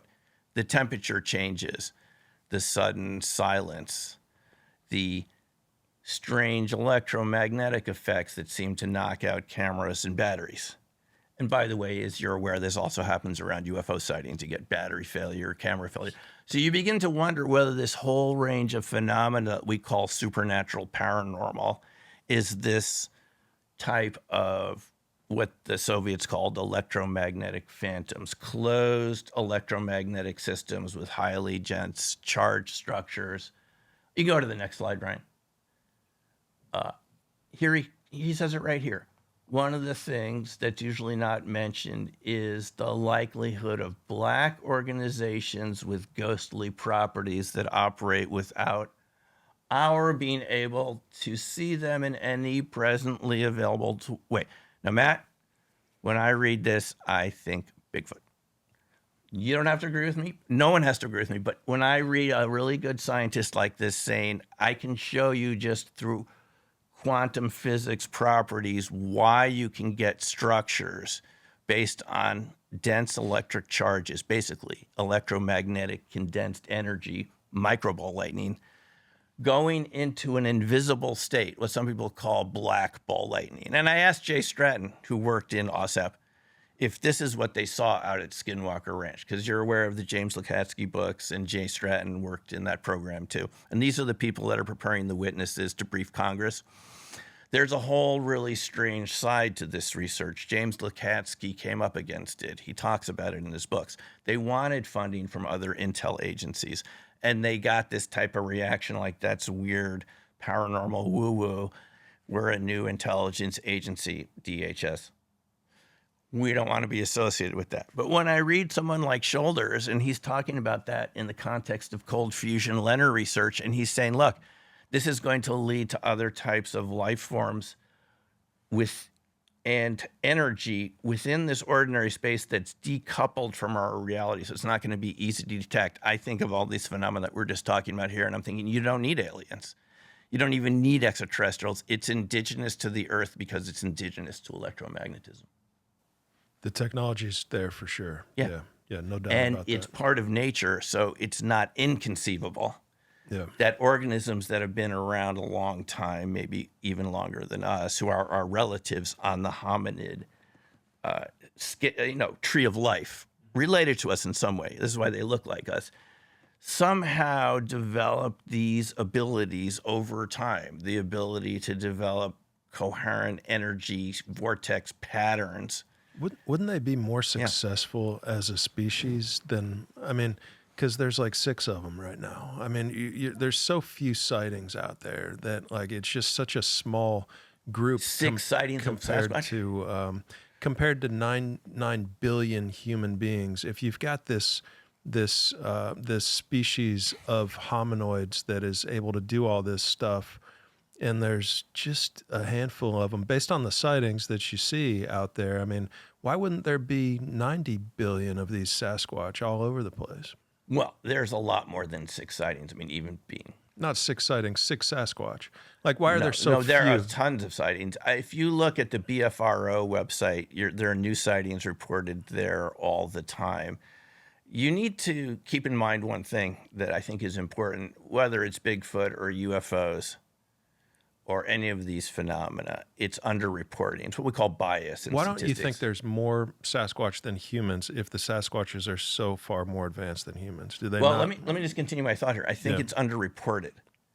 I think the sightings are underreported. There's 2 of us in this room. How many Sasquatches are in here? I don't know. I don't have a Sasquatch detector. Yeah, we're outnumbering them is my point. So why? We're outnumbering them according to our perception of it. We don't really know how many there are out there. But there's more than, I would say there are more sightings than you would think. I mean, because I talk to these people at conferences, and the people I talk to generally don't report it very often to other people. So I think it's underreported. In sociology, we call it hidden events. And hidden events are things that people are experiencing that they're not usually going to talk about because of the fear of ostracism or stigmatism or something. How many do you think there are? Sasquatch? Yeah. Total in North America? Well, the estimate from someone like Lauren Coleman used to be around 1,500, mostly clustered in the Northwest. And that was based on, footprints found, sightings, some sort of estimate. I think they're more than that. I think they're more than that because the sightings, sometimes you have them in the suburbs. You have them in areas you wouldn't expect. I mean, you have sightings in every state, and they're remarkably similar. So I think there's probably more than you expect. I don't know the absolute number. It's really hard to get a count of it. That'd be kind of right. It's like asking how many extraterrestrials do you think there are? How many sightings are there on an annual basis of creatures that are 7-8 feet tall that are hairy that walk around like the one in the video? Oh, I would say thousands. I would say at least it's in the thousands. Thousands, There's podcasts out there where you can listen to new witnesses weekly. And these are often people, law enforcement professionals. Just, it's very similar. I could take the other side of this and say, well, we don't have a lot of UFO sightings in the military. How often do they talk about it? But then you can say, yeah, because there's a huge pressure when you have a sighting. Have you ever talked to pilots about this? You've had UFO witnesses on recently, your show. There is a strong motivation not to want to talk about these topics because of the fear of what it could do to your career. So you could say that within the military, UFOs are underreported. Well, it's the same way with Bigfoot Sasquatch sightings. A lot of the people that have these sightings are people out there at night who work in emergency services, professional types of settings, where they're going to be exposed to this. People who work in the national forests, national parks, law enforcement officers. You can hear them tell their stories on all these podcasts that are out there. They're telling you the truth. You can hear it in their voice. And they will tell you, I was told if you mention this again, if you bring it forward in the department, you're going to be out of a job within 24 hours. I've literally heard them say that. Their supervisor told them, start to laugh about it a little bit. Oh, you saw a sweat, blah, blah, blah. What happened? If you ever mention this again, you're out of your job. within 24 hours. And that is a big factor that keeps these events being hidden events. And it wasn't so different than with child abuse in the 1960s. It's not just paranormal phenomena that are hidden events. I'm speaking as a sociologist here. Yeah. We look at these whole range of events and why they're underreported. In the 1960s, child abuse was not considered a legitimate diagnosis until there were several meetings, one in Chicago and one in Washington, D.C., where all the professionals that could have anything to do with this topic got together. They looked at radiographs. They had law enforcement officers there, pediatricians, people like this. And they all got together for a conference, and they realized these were not kids breaking their bones, falling out of trees, that this was being done to them by parents. Before that time, I think it was 1965, where child abuse was turned into something that was considered a real diagnosis. They invented these sort of alternative pseudo-explanations. Falling out of trees, kids are being beaten up by bullies, thin bone structure. What does it sound like to you? Swamp gas, weather balloons. Same thing with Sasquatch. These witnesses are told when they see this creature repeatedly, you saw a bear, right? If you know what's good for you, you saw a bear. I've heard this so many times from these people tell their stories. At the end, their supervisor told them you saw a bear. People most likely to encounter this are people that work out in wilder areas, forest, park service, and so forth. So I would argue there's a disincentive for people to share their stories, which means an undercounting. And we know about this in statistics. That's why it's called sampling. So I would say that the population is probably larger than we think. But I don't have a good estimate at the moment because we don't have a data set. It's not an officially recognized species, so we don't actually know. We don't know at the moment. But I would say it's more than you would think. And if you just do a little research, you listen to these witness testimonies, I would say it's more common. And that if you just talk around to people, people will know someone that's had one of these sightings but didn't want to share it. And it used to be that way with me with UFOs. I would hear stories from people who's had dads in the Air Force. And they would say, one time we were at a barbecue, my dad got a little drunk and he started telling us about this story. And when we talked about it on the next day, he said, I don't ever want to talk about it again. Just like happened to my friend that saw the Bigfoot crossing the highway. Dad said, we're never talking about this again. By the way, he did talk about it in school to his best friend, my friend who saw it cross the road, the state highway up in Colorado. I just found this out visiting him about 3 weeks ago. He said he told one person, and all of a sudden, all the little other kids in the school knew, and they started calling him effing Mr. Bigfoot. And he said he wished he had never talked about it. He ended up getting into a fist fight with one of the kids about it, had to go to the principal's office where they called the dad and said, your son is hallucinating. He says he saw a Bigfoot. The dad took time off from Strategic Air Command to come over to the school, said, first of all, never call me again at work. I work in the military. Second, we saw it. It really happened. He's not hallucinating. I saw it too. So I would say, just like UFOs were in the past, there's a lot of disincentives for people to want to share their stories. People are seeing something. We'll go back to that. I mean, people are seeing something. So there's no more clean waterways basically in the world. I mean, they've all been polluted to the point where we have to filter our water, and we're hooked on this bottled water, and we have to put them through purification of to be able to drink. And so these things, if there's a lot of them, they require a lot of food, and being with the size that they are, and they require a lot of water, I would assume. So where are they drilling underground and then purifying the well water, or where do you think that they're getting drinking water to live off of? Yeah, there are a lot of theories that they know about underground sources. They know about underground tunnels, things that we don't know about. You have a lot of sightings of them around cave structure areas with caves. They do seem to cluster around waterways. Ryan, if you want to put up the slide that says AI Bigfoot, I can show you an example of that. There was some analysis recently done of where are the sightings. and I had ran this through ChatGPT to see if it seemed legitimate.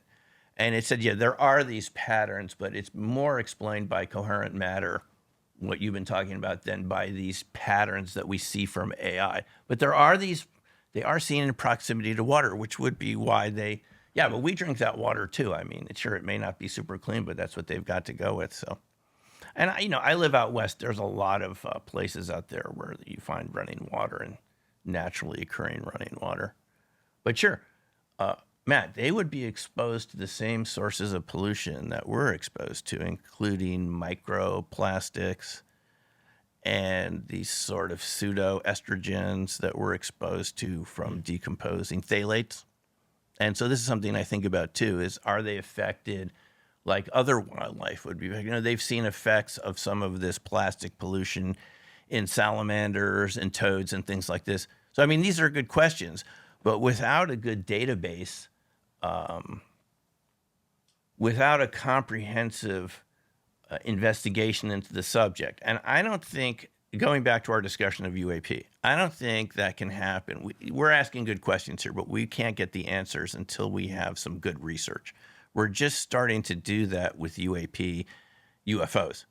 I think that has to extend to the whole subject of Bigfoot and cryptids. To what extent are they affected by our reality? Are they in this decoupled space that Ken Shoulders talked about due to slight changes in the fundamental physics, permittivity, and so forth?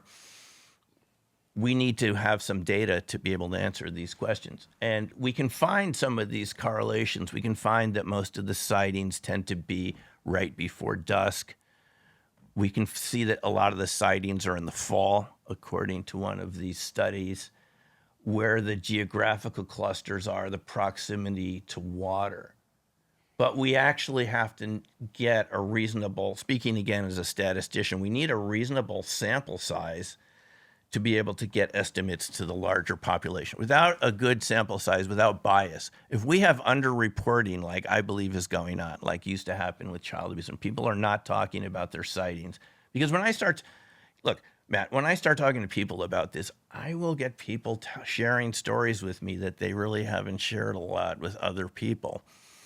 And I can't believe I'm the only one. I'm just maybe crazy enough to go to some of these conferences and talk to people about it. And I think there's more sightings out there, just like there are UFOs, than we've thought. And I think what that leads me to conclude is that we're actually surrounded by a lot of different types of life forms that are not considered socially acceptable for whatever reason. There's some sort of stigma attached to it.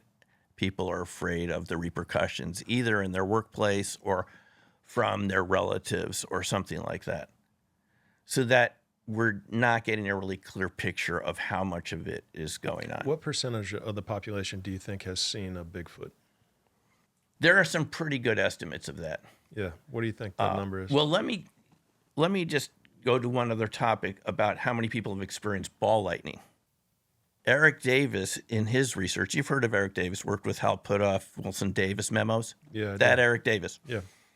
He did research. It was a good dodge of the question, though. You're going to come back to it? It's not a dodge. He did an estimate of how many people have seen ball lightning. Yeah. Right?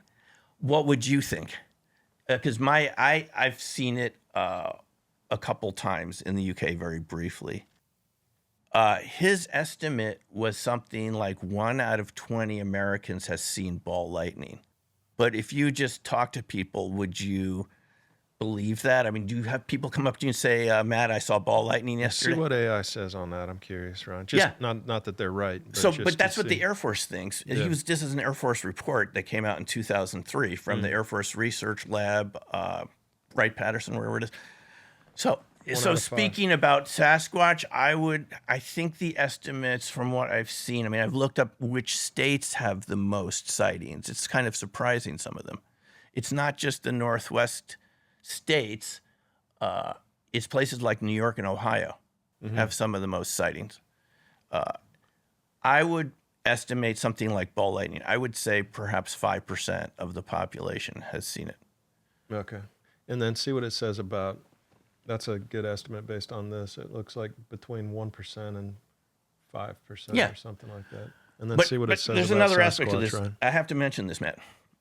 If you saw the first Flash of Beauty movie, Bigfoot Revealed, they have psychological professionals there saying, and I've heard this from witnesses, which seems to be accurate, you literally won't remember your sighting. You will have forgotten about it within a few minutes. Your conscious mind, this is like RV. When we do remote viewing sessions, some of the most accurate data you've written down, you won't remember by the end of the session because it's not coming from the conscious mind. It's subliminal. In these Sasquatch sightings, you can find that people remember something, but until you talk to them in more detail, they won't remember what it was because their brain has pushed it away because it's too strange. So there's the possibility that people are not even remembering their sightings. And this comes from psychiatric professionals. And this is not just Sasquatch. It's typical of response to violent encounters. And this can happen people who've had encounters with criminal attacks and so forth, any sort of violent encounter. And if you've ever taken a course in self-defense or anything like this, you'll have learned about certain defense mechanisms that the brain has to dealing with violent encounters. Sure. Which is that you're going to suppress a lot of the information. Your brain is focused on survival. Surprisingly enough, this seems to happen in Sasquatch encounters too, that someone has had an encounter, but even within 10 or 15 minutes, they've pushed it out of their mind because you're focused on getting out of there. You're focused on getting back to your vehicle, getting out of there as soon as you can. So again, it's another reason why it could be underestimated. Okay. Yep. Well, good. I think that's probably good on Sasquatch. All right. Thank you. Probably for today, but nice job. Thank you. First time we've covered it, and super fascinating, super interesting possibility. And kind of the question is like, what are people seeing? So good stuff. Thank you. What else is on your mind? What else for today before we? Ryan, can you bring up that slide I showed you next to Vova's, which has to do with the ways that you can get these ball lightnings forming? Because there's another question. Why do you get orbs around Sasquatch? You've heard these reports. People see them around Sasquatch. I thought we were done with Sasquatch. Well, the orbs go... I'm just joking. The orbs cover every aspect of this. People have them around ghost encounters, right? You've heard about the orbs. I've seen them. Yeah. If you bring up... Ryan, can you bring up the West Overton pictures? And then that one I showed you, it was the plasmoid Evo. It's Evo 1. Can you bring up Evo 1 and West Over? No, this is another crop circle. Oh, by the way, this is one that was, I think, natural, not man-made. You could see Westbury.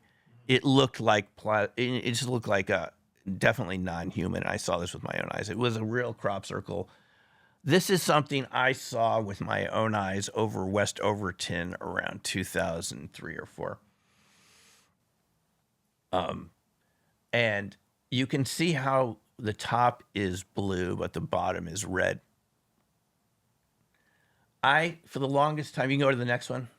I saw this for about 20 seconds. Was able to film it with my video camera. It's below a cloud. At the time, I would have thought it was a UFO until I know more about ball lightning and micro orbs and things like this. This, to me, seems like a typical ball lightning that you see in the atmosphere. But why is it red and why is it blue? Can you bring up the Zatelepin slide, Izzy, at the end? What was it doing? It was hanging below a cloud. It wasn't moving. In this presentation, which I learned from MFMP on YouTube, Valerie Zatelepin, they translated this from Russian. Do you see the same pattern around this lab-produced ball lightning? It's red on one side and blue on the other. Yeah.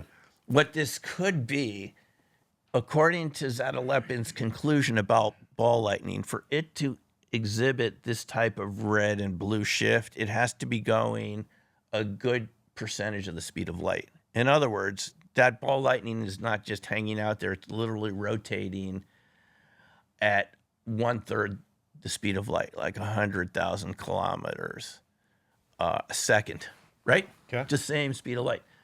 that is what we're seeing, something with that level of energy in ball lightning. And this is something that I've seen with my own eyes. Now, can you bring up Evo 1, Ryan? You think ball lightning is conscious? That is the really good question about it, because when you look at people who've seen it, Matt, people say it follows them around. It reacts to mental intention. Yeah, it comes through windows. With CE5 exercises, Yeah. with Stephen Greer's group, people believe that it has reacted to their intention. So I know someone that is that studied that incident with CE5 and has concluded undoubtedly that was staged. That CE5 event was flares that were dropped from a plane. And that, I know about that event. Yeah. But the thing I saw in Laramie, I don't think it was staged. It was way before drones or anything like that. There was no sound in the sky. It came right over us, no sound, no engines. Oh, I'm sure it looked like that, and it came over us. Yeah. But here's what I finally want to show you, which brings all this together, what we're talking about today. Good.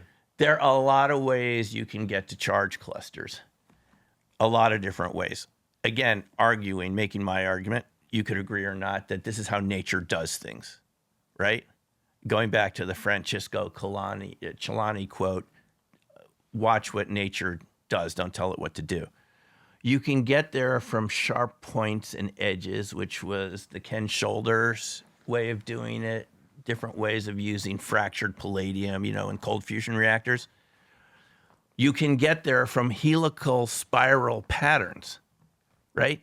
To get to that plasmoid formation, which is what we see in crop circles, right? Helical spiral patterns. And you can get there from different layers of dielectric layered material, which according to people I've talked to who've worked on reverse engineered materials, kind of goes off in that direction. These very thin layered materials that seem to produce quantum effects. You have 3 different ways that nature can create these very condensed energy forms, which leads to ball lightning, micro ball lightning, very high energy densities, all naturally, all without any special technology, all from something that nature already does. This is why you see orbs around streams. This is why you see orbs around crop circles, and this could be why you see orbs and micro ball lightning around Bigfoot creatures, because this is all coming from the same. In other words, there's many paths to get to something that nature already likes to do, like many people have seen in a tornado. Have you talked to people who've been in tornadoes? They've seen stuff like this in the middle of the tornado. I was talking to one person who said she was in a Class 5 tornado, and this just happened to be an AT&T representative in Missouri. We just got into talking about Missouri, some of the strange stuff. Her strange story was a tornado. She said in the middle of that tornado, it was very quiet, very calm, and objects were floating off the ground. Not in a violent way. They were just literally an anti-gravitic effect of the tornado. This is not something that meteorologists ever study, because there's not much funding for electromagnetic research in tornadoes. But we're talking about the whole conversation. If you had some funding in that direction, you might find it. She said a bookcase floated in her direction, and she was able to stop it with her fingertip. There's a lot of ways to get to these types of charged systems with a lot of energy, which one result could be sort of an antigravitic electrostatic effect, where ordinary objects like this that we're around are floating off the ground. So my argument, just to sum up what we were talking about today, I think that nature already is doing a lot of these things. When we see them happen around animals or creatures or UFOs, we think paranormal, supernatural, extraterrestrial. But I would argue they're just terrestrial phenomena that we don't understand very well.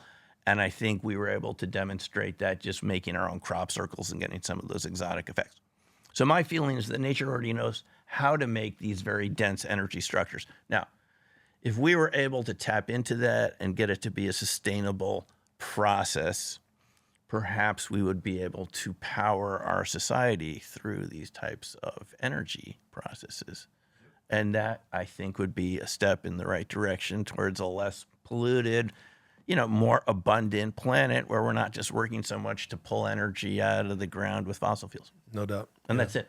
Yeah. Good. Yes. Yeah. Awesome. Yeah, no, I think we're there. The technology exists, and it's just whether or not we're going to disclose it exists. We talked a lot about the UFO phenomenon and disclosing that as well, and so yeah, hopefully we're getting closer to that kind of 0 point energy disclosure, which is I think what you're talking about here. Well, good, excellent work, nice job. Thank you. Yeah, Thanks, man. It was a lot of fun. Great to meet you. Great to chat with you. Yes. And yeah, any final words? Any way that people can follow you or? Sure. I mean, they're welcome to go to my website, learnrv.org. I have some free instruction in remote viewing. You don't have to pay anything. Just a series of videos. You asked if we could do it right here in the set, but it's easier to do it over, a kind of clear set of instructions what to do. Yep. So there's that. My blog is newcrystalmind.com. My most recent book is Dark Matter Monsters, about how Bigfoot, Sasquatch create some of these strange effects and so forth. Very cool. Very cool. And my YouTube channel, where I kind of update all the time. Yep. Excellent. Well, okay, thank you. We'll post links to all that, but great to chat with you. I really enjoyed it.